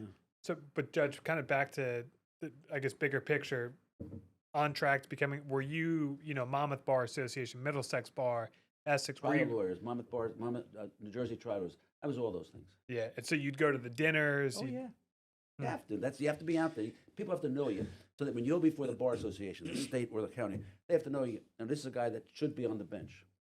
But what about though? Like they say like lawyers have some of the highest addiction rates. Like, and we have the New Jersey State Bar. They have the fund, not the fund for the client protection, but for lawyers that are addicted to Yes, we do drugs have or that. alcohol. I It's forget depression, anxiety. what do they like call. substance abuse. There's a fund or something. It's the Lawyers Assistance Fund or Something like that. I know it exists there, yeah. So, what about like a work-life balance and stuff? I mean, I think a lot of the reasons younger lawyers and the new generation today, I don't know if it's a new generation or I sound old saying that, but is like you know, where they go to an interview and say, well, how much vacation do I get? Yeah. I think a lot of that has to do with COVID, because there was a time Yeah. during COVID where pretty much everyone thought everyone was going to die. Yeah. You know what I mean? Yeah. And then people began to like, and then no one's working or anything. Oh, by the way, I might die soon. So they started to have a self-reflection about what life's all about and what am I really doing with my time. Mhm. So what about work-life balance? I mean, you're running around trying all those cases, running to bar dinners. I mean, Well, you know, like there's there's something no to be said question. for that, right? The key to And having- even you admit you burned out a little early. You said, "Hey, I'm getting tired doing this. How do I become a judge?" I So wasn't burned out, but I was getting to the point where the bigger cases were coming, and they were tougher. yeah, The key, tort reform probably rolled in too by that time. that? And tort reform probably rolled in, Yeah, and major yeah. cases a little harder. yes, yes. I think the key to being able to the work and life working together, the key to that is two words for me: a good wife. And I say that seriously. I mean, she knew I'm married to my profession, but I remember when I was doing domestic violence, which is a tough job. I did that for a year As a judge. as a judge. So- yeah. so, yeah, Actually, tell I us never about did it that. as a lawyer. I only did it as a judge. I can remember so many times. It's he said, she said. Every case you have to decide. Every case. There's no juries. What are they about? Just tell us what the domestic Basically, violence is. In most of the cases, the complainant says, my spouse or boyfriend or girlfriend harassed me. Harassing was the catch-all. It could be stalking, it could be assault, but harassment was the catch-all. And the complainant, 80% of the Sort of time- like disorderly conduct for a cop that wants to give someone a ticket. Disorderly conduct's the it's catch-all. like that. But each case You would be- picturing a scene in particular on a beach, No. maybe? No. each case, the victim would say, I was harassed, threw things at me, called me bad words, bad names. That's harassment. If she was the complainant, she'd testify. Most of them did not have lawyers, so the judge is doing it all. He'd say, nonsense, I didn't do any of that. The judge has to call it. And I did that like maybe 130 cases a week. And I would drive home at night shaking my head saying, thank God I have a wonderful woman to go home to. And that's the key. It really is. You got to have someone that you can look forward to say, hey, all right, this is my life as my career. But when I'm home, and I don't want to think about it. And that's why, as a judge, the judge has to leave it at the office, at the courthouse. And I did. I would make those decisions and leave it. It was the judges who couldn't leave it at the office, who took it home and thought about it and didn't make decisions. Those are the ones that got sick. I made the decisions, right or wrong. I always felt there's an appellate division if I'm wrong, but I made the decision and moved on to the next case. That's the way you do it. You can't vacillate over Oh, stuff no. and have Yeah. the motion pending and all that. Even when I was in the civil division, 90% of the time, unless I was going to write the opinion to write, the lawyers would leave my courtroom in a motion with the order signed. That, wait here, my clerk's going to make a copy. I'd sign it on the bench and move on to the next one. That's what I did. Can't vacillate, make the call and move on. That's the way. And as a lawyer, you got to try it. But as a trial lawyer, it's tough because you're preparing at night. As a judge, you make the decision, you move on. Yeah. Well, I think as plaintiffs' attorneys too, you can drive yourself nuts thinking, yeah. "Oh, It's a tough job. could I have gotten an extra $5,000 on that? You know, did I demand too low? You Yeah, know, it's a- thinking it's a about it tough back job. and forth. I It's a think, tough Jerry, job. kind of your point, post COVID, the lines have really, really blurred a lot between when you actually leave the job. Yeah, I remember going to law school. I'd take the train back and forth to law school. It was very, very rare. I'd have to open up a textbook when I got home because I'd spend about 2 hours on the train. Oh, And I'd be like, you know what? I'm home. I'm done. I'm not, thinking about that stuff. And I feel like early on in my career, I'd work late. I'd be here late. And then I'd go home and I'd be done. That's now- yeah, but you can't anymore. You can't. Like now, just because I'm not here, like I'll be home. I'll be on the computer. Of Ooh, I course. checked my phone. I got this email. I got to Of course. log in and do It's- this. It's even tougher. Yeah, it's separate just the now. kind of nature of it. Yeah, but I never prepared for files in the office when I was a trial lawyer. It was always at home. Yeah. I was in the Monmouth County Courthouse some years ago, and I was there for a civil arbitration. And I was out in the hall with the defense lawyer. I think we were talking about the case or something. And all of a sudden, some women start screaming in the hallway, like, no, no, whatever. And the sheriffs come out. And apparently her husband or someone just got sentenced to, like, God knows, I don't know, Yeah. 10 years. And we looked at each other and he said, you know, yeah, I could never do criminal law. You know, like, how do you deal with that? You sat in Yeah. criminal too, right? Criminal I and sat in family. criminal for 3 years. I was I mean, a criminal lawyer. there's that line in The Godfather where he goes, "Yeah, the judge was handing out sentences like he was giving out candy or whatever." Like, how do you deal with that, and how Great does that question. like? That's a great I mean, question. there is a thing in the Bible that says, "Don't judge others; they'll judge you," and that always Judges was have to. that was Judges have to. that was always a little. Yeah, but that's a How do great you deal with question, that stuff? And here's the way you handle it. Again, I sentence hundreds of people. Every Friday we would sentence people. And the same thing, you sentence them and you move on. You can't take it home with you. And I would do that. And I was known as a tough sentencer, but then again, a not tough sentencer. Prosecutors had a love-hate relationship with me. What I mean by that is this. If I had someone in front of me with a violent crime, for example, a purse snatching gone bad, and the defendant beats up a little old lady, you don't want to be in front of me on that case. I'll tell you the other side of that coin in a minute. I'll give you one example only. It was a violent crime, and it was bad. And I sentenced the guy. The maximum, it was a first-degree crime. 10 to 20 was the range, which means the presumptive sentence is 15 years. If the judge wants to give him less, you have to give reasons why you're giving less. If you want to give more, you better have real good reasons why you're giving him more. I sentenced this guy to 20 years. Why? Because he deserved it. Takes an appeal. Appellate division reverses, sends it back. Sentence is too extreme. They writ him in from Trenton. That's where he was in prison. They bring him up before me again. 20 years. I gave more reasons why. Up to the appellate division, down again. Reverse. Insufficient reasons. Bring him up from Trenton. Sentence him again. 20 years. More reasons. Appellate division sends it back for third time. I bring him in front of me again. Oh, before I brought him back, I brought the appellate division's decision to my presiding judge at the time, which was Judge Lebrecht. Good guy, good friend, good fisherman. We fished together.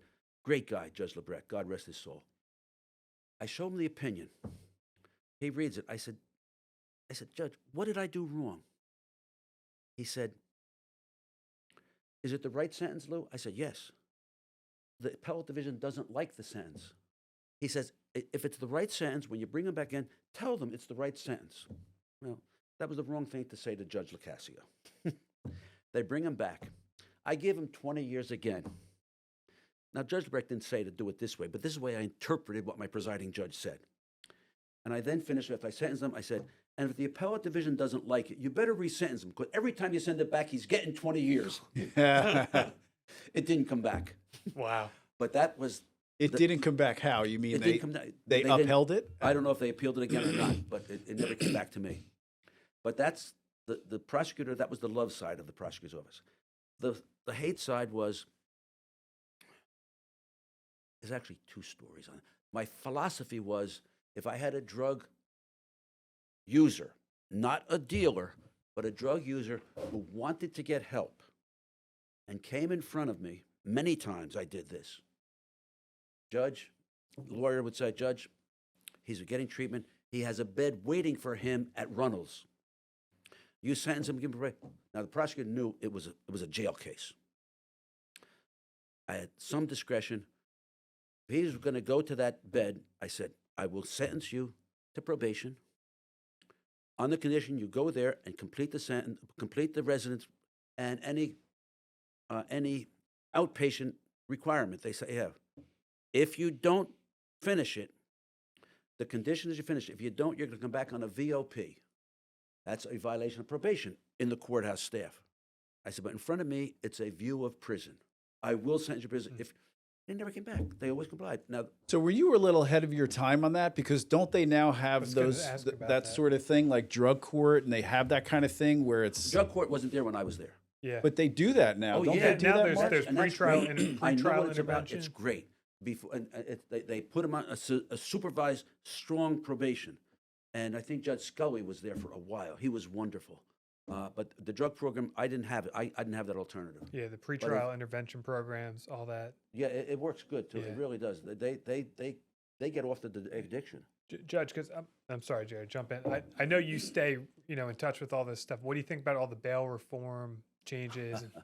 The bail reform.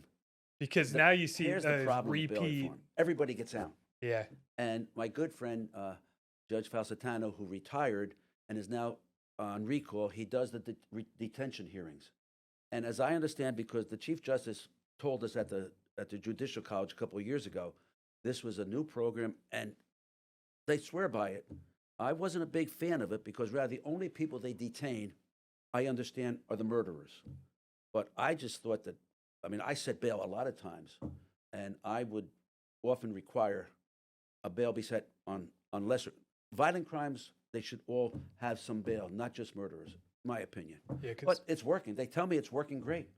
You see now, like repeat drug offenders, repeat drug They dealers, let just 'em all out. Yeah. getting out. Which I remember, I worked for a year for the prosecutor's office at a law school. And I remember doing the gap time Oh yeah, calculations, the gap time, sure. all that. You talk about bringing math into law. Yeah, but yeah. So you were able to make those decisions and then go home at night and you didn't lose sleep or think about it and stuff? Never worried. Never lost sleep about it at all. That's a certain quality. They Yeah, said big time. they said Harry Truman had that quality. They said like when he dropped the atomic bomb, Well, he let me he tell did you, it. He made, I've watched that movie, and every time, poor Truman, the guy had the guts. He didn't know anything about the Manhattan Yep. Manhattan Project before he became president, but he made the call. Tough decision, Yeah. but I respect him for it. Yeah, I wouldn't want to make that decision. Let me tell he you. was known for that, to be able to make a decision and move on. Wow. Yeah. But yeah, that's what a judge has to do. There's a certain humility to that too. I think there's a certain humility to say, look, I don't have all the answers. I'm doing the best I can. Absolutely. I'm not going to vacillate over this to get to the exact right answer. Yeah. There's almost a certain hubris in that I know it so well. Eventually, there's a Well, you certain have- humility to Yeah, and do you it have to have and your cut. confidence and your self-confidence in doing what you think is right. Yeah, And that was what I tried to do in every division I was in. Yeah. Did I succeed? Maybe not every case, but I didn't get reversed very often. I really didn't. Is that a concern? So when you first start out as a judge, there's, 7 years before you're tenured? Yes, 7 years before you're tenured. Is there a thought process at all? Like, ooh, when I make this decision, I kind of want to avoid getting reversed. That might look bad when I go up for tenure. Or is it you just Not call it when like I it was is? there. Now, yes, Mhm. because I keep in touch with all my friends that are still sitting. Yep. Now they're very good. Tenure's not automatic. When I was there, it was almost automatic. Yeah. And I never worried about my decision. In fact, when I was assigned to family, I went to my assignment judge, Judge Lawson, good friend. I said, Larry, I don't have tenure yet. You put me in family, I'm going to get all sorts of complaints because I'm going to call it as I see it. He said to me, Lou, you're going to be okay. Bob Coogan was in family before he got tenure. I said, but Bob Coogan was a nice person. Yeah. He was, God rest his soul. That's funny. But yeah, it was pretty much automatic. But now I understand it is not. Yeah. And the judges now are worried about their decisions. I was not. None of us were back then because we knew we were going to get tenure. Yeah. And we all did back then. Is being a judge in the courthouse, is it a little bit like working at a law firm where the other judges are like the other attorneys in the firm a bit, where you kind of like, and how much do the judges talk to each other? And Great question. And do you like, does Judge D'Amico say, geez, Lou, what are you thinking about in that decision? Or, or do they if you get reversed, do they, you got, like, how does that, and do some of the judges influence each other on their decisions, whether formally or informally, or? Great question. And the answer is, first of all, there is wonderful camaraderie when I was there. All my colleagues, male and female, it was wonderful. They're just good people to be there, and I just enjoyed all their company. But yes, we do talk. We go to lunch. I'm trying this case now, and I got to charge the jury on comparative nature. What do you think? And yes, we do talk. Sometimes I thought we didn't talk enough. For example, I was never the presiding judge of any of the divisions, and rightly so. I don't know how to administer. I was not an administrator. I was a street lawyer. I was in the pits all the time. Send me the case, I'll try anything. And I tried everything they sent me. And because of that, sometimes if a judge went from, say, family or criminal to civil, some of the judges would call me and say, hey, Lou, I got this case. What do you think it's worth? I often thought they didn't call me often enough because of that's what I did for so many years. But I remember this one case where a particular judge called me. Said, I have this dog bite on a young girl, and it's got a scar on her face. What's it worth? I said, how do I know? Yeah. What do you mean? You're my guru. I call you all the time. If it's a scar case, you can't put a value on unless you see the scar. Judge sent the plaintiff down to me. I looked at it. I gave her my value. But yes, judges do talk to one another, and rightly so. Especially if you got someone that you're not feeling comfortable in the new division, that's what you should be doing. And they do. I don't know if they do it as much now as they did, but certainly that's what we did. And once you're a judge and get tenure, is it like a federal judge where you're sort of untouchable? I mean, federal judges have lifetime tenure upon appointment or upon confirmation with the Senate. Yeah. Or is there someone looking over your shoulder? Or is there a boss? Like how does it all work? Once you get tenure, you're pretty much, unless you do something really horrendous. Yeah. Be convicted of a crime. Yeah. I mean, if you got tenure, you're there until you're 70. Then you have to retire. Yeah. I'm not sure it's great to have that. I think they should increase that age. Look at all the judges now that are on recall. Sure. Because at 70, you're still healthy. You should be able to continue. And if you're going to recall them, let them stay till 75. You can't even be recalled after 80, I understand. I mean, I've been asked to be recalled many times, but I'm too happy with working with my son and doing my mediations, which I do a lot of.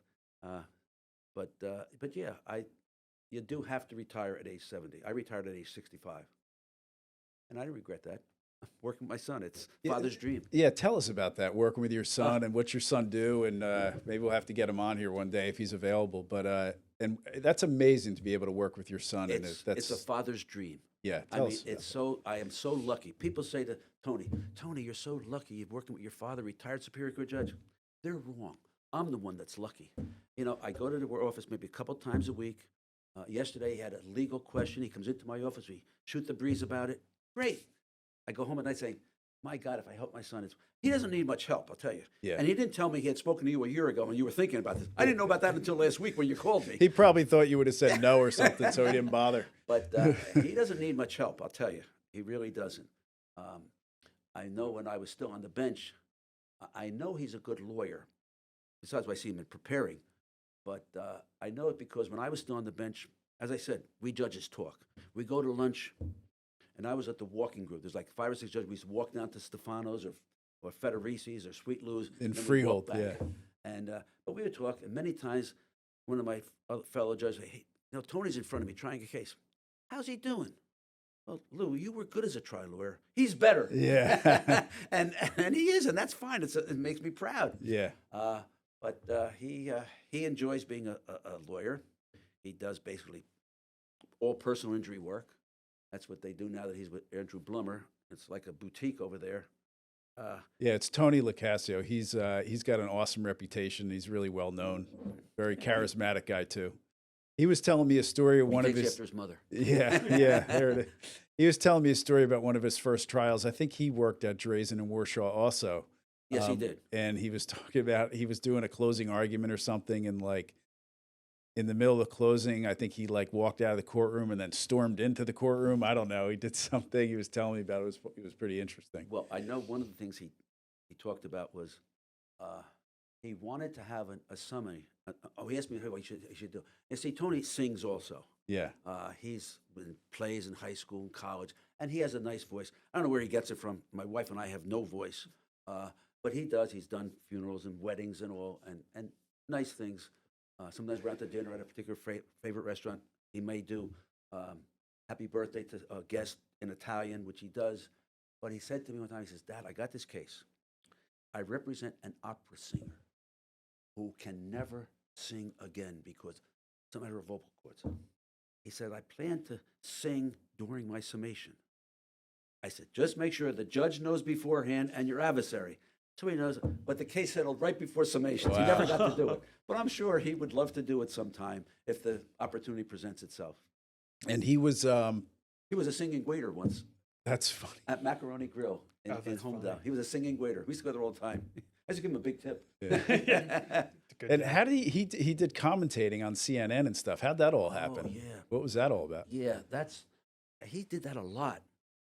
What happened was a very good friend of his, who he used to really call his cousin, was an executive producer for Larry King and Grace, Nancy Grace.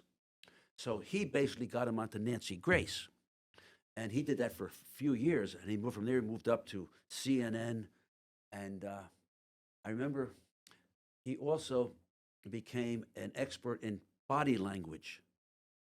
And he's taught lawyers, teachers, prosecutors, detectives, body language. He went to school in New York. He's done it all around. And I think the thing he enjoyed most was on the fly, live, using body language to interpret probably the most watched political debate in our country, Hillary against Trump, the first time around. And he was at Fox News interpreting the shakes, the facial expressions, and he loved doing that. We have a picture of it at home of him doing the body language for that debate. Wow. But yeah, he's done that a lot, and he still does singing, but not as much as he used to. He was also the cantor in our church for a while as a singer, and he still likes to. One time, his singing came to fruition one time where I was performing the ceremony for Good Friends, and he was doing the singing. It was a great wedding. Wow. It really was. But yeah, he's enjoyed that stint on TV. He did Court TV for a long time. Yeah. Court TV was interesting. What they do is they'd send him a couple of days in advance the subject they were going to discuss. And he and I would talk about it, and I would do some of his research for him, go online, and feed him some stuff. So he was prepared. He always liked to be prepared. As Yeah. a lawyer on TV, he was with Napolitano. Remember the Judge Hon? Yes. Oh, yeah, yeah. He was on that show for a while. I have a book by him, Constitutional Yeah, Chaos. and he enjoyed that. But this one time, he was and they pick him up at his office on a limo, take him to New York, do the show, and they take him back. So we had prepared for whatever the subject was. I forget what it was. So it was Nancy Grace. I remember that. And I would watch, and all of a sudden, I see it's not the subject at all. It was the first beheading of one of our prisoners in, I don't know if it was Baghdad or where the heck it was. But the first beheading, it just was done right before he even got on the air. And she's asking him questions. He's throwing out statistics. I had no idea. He said he got upset because on the way in, they told him, they're changing the subject. This is on the news. We have to talk about this beheading. And he's throwing these. So on his way back, he called me. He says, Dad, what happens is we're up here and there's a guy feeding me stuff across the table. Oh, wow. And I'm looking at it and then I'm commenting on it. Yeah. Wow. He says that was scary. Wow. But he did like being on TV. Yeah, I think media is really changing. I mean, like you have like a long form podcast like this. Like, when's the last time you've had a conversation this in that? Like the interviews on TV. It's all quick. It's sensationalized. Yeah. The ticker it's at the got that, what do they bottom, call that stuff with the the- ticker going Yeah. by on the bottom. Yeah. Everything's breaking news. Yeah, it's different, but that was scary. But he handled it beautifully. But then again, that's what a lawyer is able to do. Yeah, think Yep, on your big feet. time. Lawyers can do that.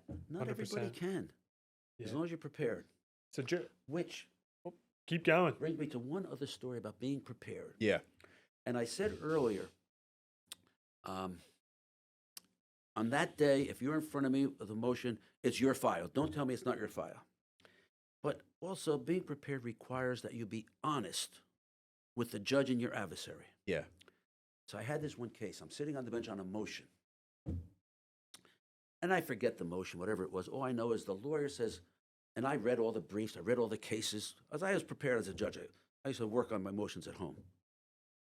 And this lawyer then says, well, Judge, there's a recent case. I'm not sure if you're familiar with it, but here's what it held. I said, no, it didn't. Judge, I don't know if you're familiar with it. Here's what it held. I said, no, it didn't. I said, did you read the case, counsel? Yes, Judge, I read it. Did you read the entire case, counsel? Yes, Judge, I read the whole case. You have it in front of you? Well, I do happen to have it here, Judge. I said, did you read the first page? did you see who wrote that opinion? I wrote it. Yeah. He crawled under counsel table. But the point that I'm making is, don't say something that you just don't know what you're talking about. If you're, be prepared. That's what you're competitive for. That's what competition treats you. And know what and don't try and shoot the bull with a judge. It may come back to haunt you. You would never done that. I mean, you knew what you're doing. You were a good lawyer. But I say this to tell you that these are for the younger lawyers. Don't do it. Know what you're talking about. Be a Jerry Clark. That's what I'm saying.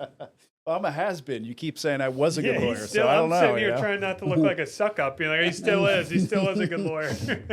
He's a I'm great spending boss. too much time doing this podcast. I'm not working on the cases. No, doing a great job. And Judge, you're staying real busy as well with the Law Journal. You said you have an editorial. Oh, yeah. I do write for the Law Journal now. How'd that come about, and why do you keep doing that? How did that come about, and why do I do it? The answer why I do it is because I love writing. That's the easy part. How it came about is a little bit more involved. I retired from the bench about 6 months. I'm in the office. Secretary says, New Jersey Law Journal's on the phone. Uh-oh, what did I do? One of my opinions. What happened? Yeah. I pick up the Sentence a phone, guy to 20 years again. and the person I phoned, I forget her name now. I think it was Brown, but I'm not sure. She said, you're Judge Locascio. Yes, I am. We'd like you to consider writing op-ed articles for the New Jersey Law Journal. I said, my God, I'm honored. I said, could I ask you a few questions? She said, sure. I said, why me? That's the obvious question. She says, well, we know you were rather prolific writer of opinions when you were a judge. I said, that's true. I said to her, do you know how many opinions I wrote? She said, yes, you wrote 40. That's a lot for a trial judge. That is. I said, do you know how many were published? She said 20. So she obviously checked me out. I said, you know something? I seem to recall your editorial department disagreed with most of my decisions, my opinions. She said, that's not true, Judge. We disagreed with all of them. I said, well, why do you want me? She said, we like your style. Yeah. That's funny. So that's basically how I got into op-eds. And I would write one every 4 or 5 months. And eventually, another editor called me back and said, Judge, we like your writing, we like your style. We'd like to give you your own column. So I now have my own column, which is Court Watch. And I write about one a month. But when I took the column, I said, wait a minute now, there's certain rules here. One, I choose the case. No problem. I said, you don't bug me for having a deadline. I write it when I write it, and I submit it when I submit it. No problem. And that's what I've been doing. I pretty much pick cases from the Supreme Court of New Jersey, sometimes the appellate division, once or twice the trial court. And I take it either because I think it's good law and I compliment, or I disagree with and I say I don't like it. And I like being able to disagree with the Supreme Court. They can't do anything to me anymore. Yeah. And I've done that a couple of times. Do you think your articles have an influence at all in terms of kind of shaping maybe the next opinion or shaping kind of the way it's going to go or anything? I try to think so. In fact, a couple of the times I see that this is not going to be the final decision. Yeah. And I often finish my article with,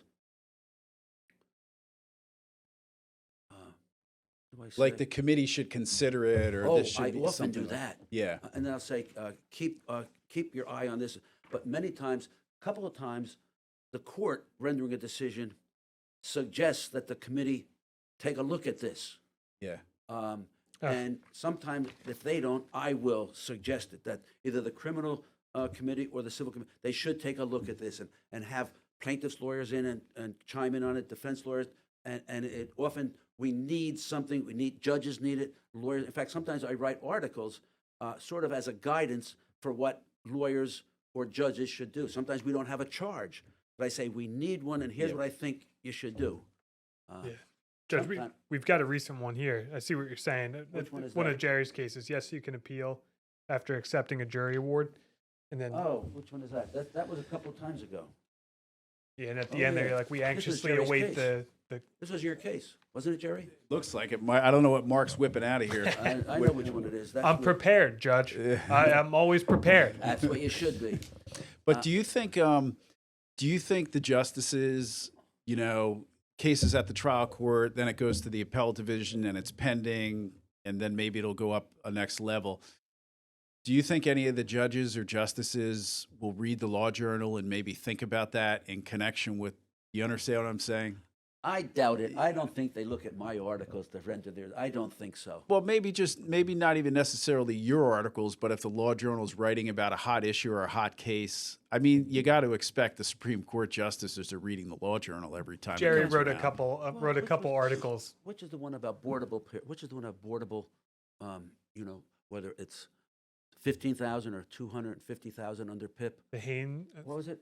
Haynes. The Haynes getting overturned. Decision. Now that's an interesting history. In answer to your question, what happened with Haynes was, trial judge said, no, you can't put on more than you. If you chose 15, you can only, and you can't put on, and you have 50,000 in PIP. You can't put on the difference between the 15 and the 50. That was Haynes. Yeah. So basically, again, because we have some non-lawyers that don't practice in Jersey might listen to this.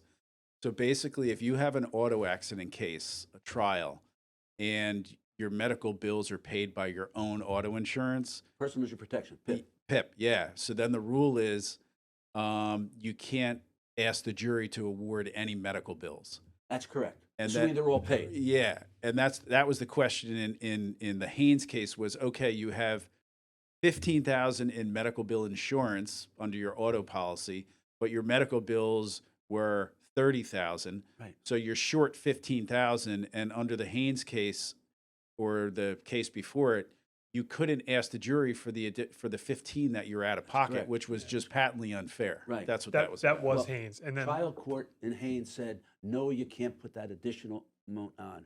You got to eat it, even though it Yeah. wasn't your fault. You know, when we get calls from people that are in auto crashes, and like I was rear-ended, and they're like, "Are they going to pay my medical bills?" I'm like, "No, you have to pay your own medical bills," and people can never understand that. Yeah. Well, but the history of the Haynes, and I wrote a couple articles on that. The history was trial judge said no in that county. Union County, Judge Crispin, I think it was, said yes. Went to the appellate division, and Judge Fisher, I think, wrote the opinion that said, yes, you can put on the difference. And then the Supreme Court in Haynes said you cannot. The Supreme Court said you can't, but They- Justice Albin said, yes, you should. Yeah. Allow it. His dissent was brilliant. And I wrote an article saying his dissent should be adopted. Yeah. Eventually, the committee, The and he legislature. suggested it Yeah. go to the committee, and I said, my article talked about his dissent more than the majority. I thought the majority was wrong. I told them they were wrong. Yeah. I said the committee should adopt Justice Albin's dissent, and they did So in record time. So listen. So that's called NJAJ, which is the group in New Jersey for the plaintiffs' lawyers, New Jersey Association for Justice. It's an industry group for plaintiffs' lawyers. Made a big push in Trenton to quote fix Haynes because Haynes basically said if you're out of pocket 15,000, you have to eat it. You can't get it from the person that caused that. And I think that's definitely a case where the momentum went forward and got that. And so then the New Jersey legislature passed the statute within 6 Record months time. or so. Record time. And I think your article and the whole momentum. So I think that's a situation where it does help. Well, the So, interesting, the PS to all that is this. I was asked to speak at a seminar up North Jersey somewhere, Jersey Trial Lawyers or something, while Haynes was in the appellate division. yeah. And the appellate division, I think, was, I forget which one. All I know is that I was scheduled to speak, and I was on Thursday. On Monday, the Supreme Court came out and reversed everything. Yeah. So the guy called me that was running the seminar. He says, what do you want to do, Judge? You want to cancel? I said, no, I've got 3 days. I can be prepared. Yeah. I'm a wrestler. I can be prepared. Yeah. And I was, and it was crazy. And then eventually, I recommended that the committee do it. They did it. The legislature changed it, and it was a beautiful history about really Jersey justice. Yeah. I mean, that was a true example of Jersey justice. Yeah, because that's unfair. You get in a crash, you got to pay out of pocket, $30,000 in medical bills that are unpaid, and you can't get it from the insurance company of the person that caused it. Yeah. And they fixed it, so that's good. Yeah. Same thing with DFUI, like you're talking about. I'm looking behind me. You got an article that you wrote about third parties at defense medical exams. Well, there's another issue that's I don't think it's out there. I think it's clear, but some of the insurance companies disagree with me, and that's a situation where a person doesn't have doesn't have PIP, but another state. Let me give you an example. Person has no PIP. The owner of the car has PIP. Oh, let me make it even better. No, I don't want to go there because that's a case that's pending. I don't want to go there. Yeah, There are that's some fine. issues out there about what's the minimum in New Jersey. Let's just leave it at that. Yeah. What's the minimum PIP in New Jersey? What's your answer to that, Jerry? 15 I thought it was 15 or $1 a day. I But guess they it have could those be, dollar a day yeah. crappy policies. This is the issue that's still out there. Yeah, I disagree. I say the minimum in New Jersey is $250,000. for catastrophic That's losses. what Yeah, the good statute point. says. When you have to have PIP, it says 250. Yeah, But it gives you the option of taking less. You can take 15, you take 50, you can take 100, but the statute says, the mandatory statute requiring PIP says 250. yeah. Now, a person can choose more, so I say, under the law, the minimum is 250. Hmm. I don't think a court has decided that yet, but if they do, I'm going to write an article on it. I can tell Yeah. you that. Yeah. But that's why I like doing these articles, Yeah. because it's a chance to, number one, I do all my articles at home. I do them on my computer in front of my fire. That's great. And I just enjoy being able to give my own version of stuff. I have an article on the wall there. It's about defense medical exams. Not IMEs, they're DMEs. Defense such medical thing. exams. They are that- not IMEs. there's That's nothing- his is art. that the That's the craziest title thing? of his Is that article. right? Yeah, the title is "There's no such thing as an IME." Oh, I didn't know Yeah. that. Oh, I didn't know that. Yeah, IMEs is like, did you ever call them IMEs Never. on the bench or anything? Never. It's the craziest thing. It's No. so Orwellian, you know? Oh, there's PMEs and DMEs. There's no 100%, question. yep. There's no such thing as an IME. So an IME, for years in New Jersey and elsewhere, it just became part of the nomenclature to call when an insurance company, when you get in an accident and you bring a case for personal injury, the insurance company gets to pick and pay doctors to look at you, which inevitably are going to write a report devaluing your injury, saying your injury's pre-existing, saying you've had a remarkable recovery. We see it all the time, in my opinion. Yeah. And for some reason, these were called independent medical exams, and there was nothing independent about them at all. They're being picked and paid by the insurance company. So I would always say IME. The article up there says IME unless it means insurance medical exam. I Then, never read that article. I was about to say the same thing. yeah, I absolutely agree with that. That's yeah. an eliminate. That's an eliminate motion that we file. Is don't refer to it as an IME. And they're like, well, if they call it a DME, we call theirs a plaintiff's medical exam. We're like, fine. Yeah, That's what true. they are. The PMEs and DMEs. Yeah. In fact, in my articles, I usually refer to them as DMEs or IMEs. Mhm. Or PMEs, yeah. Yeah, I do. But I had written that article because the question was, when you go to these insurance medical exams, an injured plaintiff who might have cognitive issues or just are unsophisticated, can you send a nurse there with you to record the exam and video what There was happened? a case on that, wasn't there? Yeah, Yeah. DFURA came I out wrote an Supreme article on Court it, too. decision. Yep. I mean, I've written so many, I just don't remember all the articles I wrote. Yeah, yeah, and that was the question for the Supreme Court, was whether or not they should be permitted And recording. record Yeah. them. I remember yeah. that case, Yeah. yes. Yeah. So I wrote an article about it, and the article got published in the Law Journal while the case was pending before the Supreme Court. And in the decision of the Supreme Court, I think it was by Justice Apner, which says yes, the default is you should be allowed to have someone at this defense medical exam with you. A lot of some of the language in the opinion quite close to the language in that article up there. Did they cite you? It wasn't cited. Nothing Oh. cited, but it's the reasoning and like you can actually You can see, you knew it was your stuff. yeah, which is fine and great. I don't know, but you can see definite similarities between the reasoning of that I think article they should have and given you credit. no, I don't need any credit. I think I agree with that opinion. I think it would be unfair to not allow you bring someone at these insurance Yeah. medical exams, Yeah. these IMEs. Oh, Yeah. no, I agree. So what do you do for fun? It can't be all judge and working and writing articles. Main thing I do is fish. Yeah. I fish a lot. Not now, but from March probably through till December, I fish a lot. Yeah. My wife says too much, but I say not enough. But I do a lot of fishing, saltwater, even freshwater. Freshwater, I'll fish my fly rod, local ponds. But I fish Sandy Hook Bay, Raritan Bay a lot, for bluefish, fluke, striped bass, blackfish, you name it, I fish Do for. you surf cast, or do you have a boat? Or? I used to surf cast. I'm too old for that. Yeah. Do you eat any of them? Do you fillet and eat them? or Oh, anything? yes. Oh, yeah. In fact, if I catch probably 500 fish a year, which is a low number for me, I will release probably 95% of it. And the only fish I kill are those which either I will eat or someone I know will eat. In fact, when I was in the courthouse, I was fishing then too. And I take orders from the staff downstairs. And I can't emphasize how wonderful the staff is in that courthouse. Judge, you going fish tonight? Of course I'm going fish. Could you bring me in some bluefish? I'll see if I can. Could you bring me a striped bass? And I would bring it the next day and give it to them. So that's the only reason I would kill them if I knew someone would eat it. But if not, and of course, now with the new regs with striped bass, you can only keep striped bass from 28 inches to 31 inches. Yeah, they keep if getting it's bigger, 27 under, it goes back. If it's over 31, it goes back. I'll bet you 90% of the striped bass I caught this year went back. Usually they were too heavy, too big. But that's my main thing. And I walk.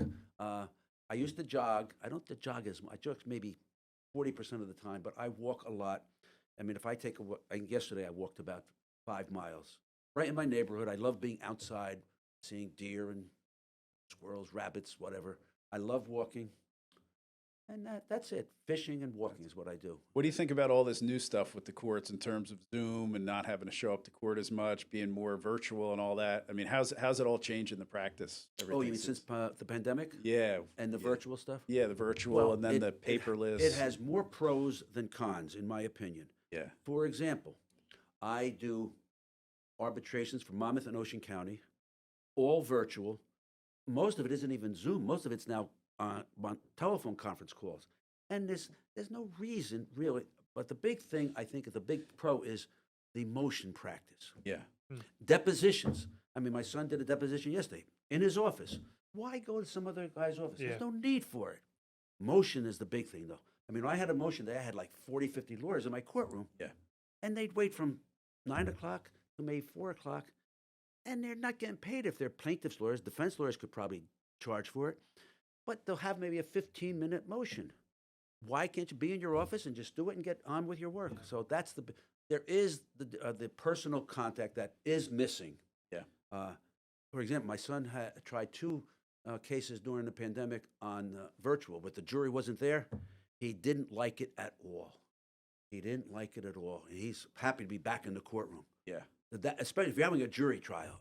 I can't imagine how there's anything good about a virtual jury trial. Yeah, I never great. had it was long. That was meant to have it was long after I left. But you've got to have that contact, and a judge has to have the contact with the jury. I used to love having my contact with jurors. I used to do PowerPoint presentations for my jury charges. I was one of the first to do it. Some guy down in Atlantic County that also did them. But the jury loved it. In fact, one of the first questions I had after I did my first PowerPoint, it takes a lot more work for a judge to do it that way. Jury came back and said, "Judge, can you send us in your PowerPoint?" Well, I said, "I can't do that. If you want to say something, bring it back out. We'll do it in the courtroom." The jury also loved unless it was a rear-end hit, 2-day trial, I would let my jury take notes and ask questions. Well, asking questions, for those who don't practice in Jersey especially, when a judge allows questions, it's not really the jury asking the question. They must go through the judge. So I let them ask questions, I look at it, I read it, and then I would ask the question sometimes. Sometimes I don't dare ask it. Many times the question was, well, is there insurance in this case? You don't ask that question. You don't ask it. And does the Hey, just so any people know, yes, there's there's always always Yeah, of insurance. course. And they should know Award that. lots of They money. should know it. Or does the plaintiff or defendant have a criminal conviction? You can't ask that. Was the person under the influence? You can't ask that. There's no evidence of it. But many times they would ask good questions. What was the last date of treatment?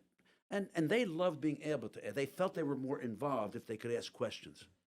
Were you able to read jurors any better from the bench as opposed to being a trial lawyer? Like, are you able from the bench to kind of predict how the jury's going to rule and stuff? Or are they just completely unpredictable? No, unpredictable. You can't I never the thought- body language tell you or anything? No, Tony probably could, because he's about it, but I'm not an expert. But no, I never had any idea. I mean, you hear the evidence, you think how it's going to go, but there were surprises. Never enough to say it was a miscarriage of justice, Yeah, yeah. which would give a new trial or a new motion. But no, there were times I was surprised, and I wasn't. But we used to, my staff and I would say, "What do you think?" And we have our own little pool, Yeah. not for money, just our own ideas. Yeah. But sometimes we were wrong. But Mostly you were right, generally? yeah, most of Oh, of wow. the time, my feeling was not because of their body language, just because of the evidence. Right. Yeah, Got it. that's all. Most of the times, I got the decision I expected because of the evidence. But I never had lots of motions for a new trial. Jury was wrong. I never granted those. And what do you mean by the evidence specifically? Like, what types of things would you see where you'd be like, "There's a good chance for a plaintiff's verdict I'll here"? answer that this way with a story. I have lots of stories. There was a time when I was assigned to a particular judge with like 10 or 15 cases. That judge, that was one of the Jason Warshaw. That judge was going to try all those cases. And after a couple of cases, you got a good relationship with him. And I went into him one time in chambers. I said, "Judge, I am about to put on, in this case, the best." And he said in his rather fatherly way to me, Lewis, let me explain something to you. In every case, the most important witness is the plaintiff. And that's the answer to your question. And he was right. That's the person who's injured. And that's the person who has to sell the case to the jury. And that's how you get a feel for how it's going. And there are some witnesses that are 1, some witnesses are 10. And I've had them all. And that's when you get a feel how the case is going to go, based upon the plaintiff's testimony. In a personal injury case, of course. You think in wrongful death cases, the jurors want to know who's getting the money? Yes, they do. And often they know it's from the estate, where it's going to go. They want to know who the heirs are. That's They what do, I'm but I talking can't- about. No, I can never answer that question. They've often asked me that. But yeah, they do want to know that. Wrongful death that's a tough area of the law.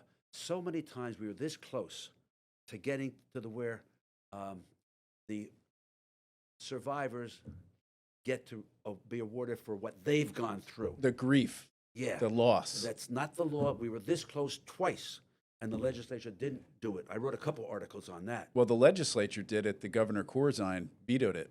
That's what I mean. The Yeah. state did not buy it, Yeah, and they should. You know what the survivors go through. yeah.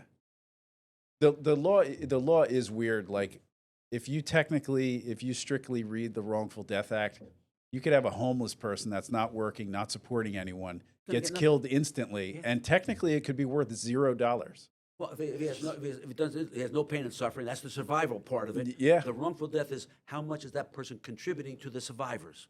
If you got a person that was not contributing anything, it's going to be a low verdict. It could It's- be It's it could- terrible law. Yeah, Terrible law. But pain and suffering can be there, depending on how long the person survives. But if yeah. it's an area you wonder, how can a jury possibly give a person nothing? They can under Yeah. the law. If the person didn't contribute and had no pain and suffering, that's just wrong. Yeah. That's just wrong. And I wrote a couple articles on that. I've got another one for you. We're just kind of throwing them at you. What do you think about trials where the concept is gross negligence, where you're charging on gross negligence as opposed to Oh boy, great question. And I've had these motions. Hey, for the record, I have 3 great questions. You have 1. yeah. He's keeping score. I've had these motions to dismiss a gross negligence charge or not give a gross negligence charge. And I always rule the same way. I deny it. Why? Because gross negligence, like negligence, is a question of fact that a jury has to decide. I can't imagine a judge dismissing that. How is it not a question of fact? And I say that to the lawyers. How is this not? Well, is negligence a question? Yes, Judge. Well, how is gross negligence not? And I already know the answer to those questions. I deny. So that's the answer to your question. Yeah. It's a greater degree. Well, how can a judge decide the degree? You know, Yeah. it's like a motion for a new trial on the grounds that the jury verdict was incorrect. I got a story on that. Again, That's why we got you on here. We knew you got 50 years worth of stories up there. well, Interesting ones. When I was a trial lawyer, a plaintiff's trial lawyer, I was lucky in a lot of cases. I got some decent verdicts, and invariably I get the motion for a new trial, not new trial or a Remitted it. remitter. Yeah. Remitter to lower the dollar amount the jury I awarded. had a canned brief on why the judge should deny a remitter. I never had one grant an additor, Yeah, of course. but a couple of things happened though. I remember I pretty much would end my oral argument against a remitter with this statement to the trial judge. Judge, you heard the evidence. What makes you so smart? I would say that to the trial judge. That's why they were glad that I became a judge. I wouldn't have to appear in front of them. You weren't taught in law, anything in law school about the value of a case. The jury heard the same thing you had heard. They're lay people. They know just as much about the value as you do, Judge. And once in a while, the judge would buy it. Once upon a time, they wouldn't. But then I had a couple as a judge, remitters or additors. I denied them all, saying, I'm not smarter than the jury. And how do I know if that's what the jury? I would never reverse the jury on or grant the remitter or. In fact, I did it in an article too. I forget which article it was. I said, these remitter and additor should be abolished. We should not allow it. And I still feel that way. I never reversed the jury verdict. I believed in the jury. It works. May not be the best system in the world, but it works. In fact, Japan does not have juries. And every year, Monmouth County would host a Japanese judge. Still? Do they still do that? Well, for some reason, I know the reason, Judge Lawson would always assign them to me because most of them were small like me and they identified with me. And I used to love them. They were wonderful people. They're always bowing, and they're just good. But they always told me that they didn't have a jury system. They wanted to watch our jury, how it works. And they were always impressed. And they said, we're going to have it someday because it seems to work. In Japan, when you study in law school, you could study to be a judge. Wow. Yeah, instead of just Yeah. you could be a judge. Huh. I learned a lot about Japanese, and they were wonderful. So they're all Really. bench trials in all Japan? bench trials in Japan. What do you think about bench trials as opposed to a jury trial? Well, I can answer not a that great because question. you know how many bench trials I had in the family division? There are no juries in the family Yeah. division. Well, I didn't have many divorce trials to decide because I settled them all before. I had a couple I started, but I always settled divorces. I always said, if we can resolve with agreement the children issues, the rest is just money, and I always settled them. But domestic violence was different. They were all trials. And the judge, had to make every decision. And you're talking about over 100 a week. Those were tough because they were all he said, she said cases. I could write a book on those. Oh, my God. Bench trials, in the family division, you have to have them. You can't have jury trials for 100 domestic violence cases a week. It just can't have it. The problem with it in the family division was there's no such thing as a day-to-day trial. Isn't that crazy? Do you know that, by the way? That with Oh, family law, you you get do maybe one day, and then 2 4 hours. months later you go back, and then you do another day of trial. Yeah, that's wild. It's not But you know consecutive. something? That was one of the things I used to settle those cases. And I'd say, look, here we are. I would pretty much know what the case is. You know, how much alimony, how much child support. Child support is easy. It's a computer printout. Alimony's not there yet. They're supposedly talking about it. It should be. I thought they had come out with like guidelines It or might be tables by or now something. because I've been away from it a long time. But you know, you still have visitation to deal with, or they call it parental rights. They call it so many issues. But I would say, now look, if we don't resolve it, here's what I think you should do. I can give you an hour today, and I'll see you in 6 weeks, and that would usually result in a settlement because you know people want to resolve their differences. You got to those things, and when I mediate those family cases, which I do. People say, what's the difference between civil and family mediations? Well, frankly, I've done both. I have more experience as a civil personality, but having sat in the family division, what I do in family, first I let the litigants, there's always the husband and wife are there, or boyfriend, girlfriend, whatever it is, and I let them vent first. In my mediations, sometimes the lawyers will give me them. I know when to cut it off. They want to tell their story to a judge. Once we get that done, then I separate and I talk turkey. But what I was going to say is, although I do more civil than family, I do a lot of both. Family is more gratifying to me as as the mediator, because not only are we talking money, we are giving them closure. And they need it, and their kids need it. They fight, they fight, they fight.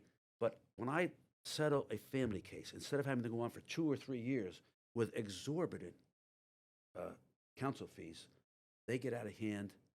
And they have to, because there's so many motions to be made. I'm not criticizing the lawyers, I'm criticizing the system. And when I can settle a family case through mediation, I feel good, because I've saved them a lot of grief and aggravation. There are emotional roller coasters in that division, and I've put the roller coaster to a stop position. It's great. So that's why I do both. Not many retired judges want to do them. Yeah. So, Judge, people want to use you as a mediator. How do they find you? How do they look you up? How can... Give me a call, 732-890-7576. That's my cell phone. Put that in the notes, Oscar. Yeah. Or just email me at judgelou@blummerlaw.com. Yeah. I'm always available. You got my cell phone. You can always call me.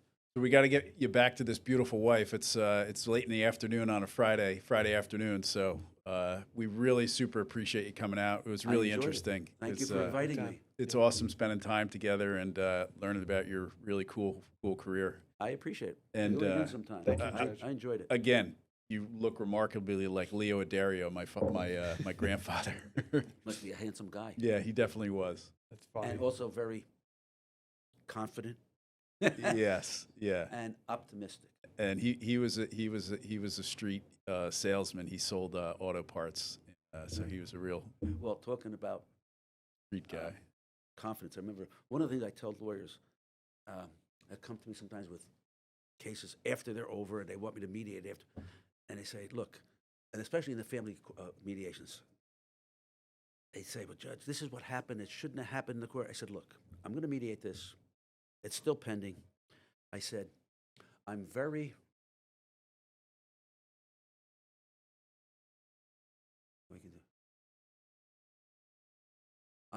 modest. And although I'm very good, I modestly say, I can't fix anything that happened in the past, but we can talk about the future. And I often use that in my mediation practice.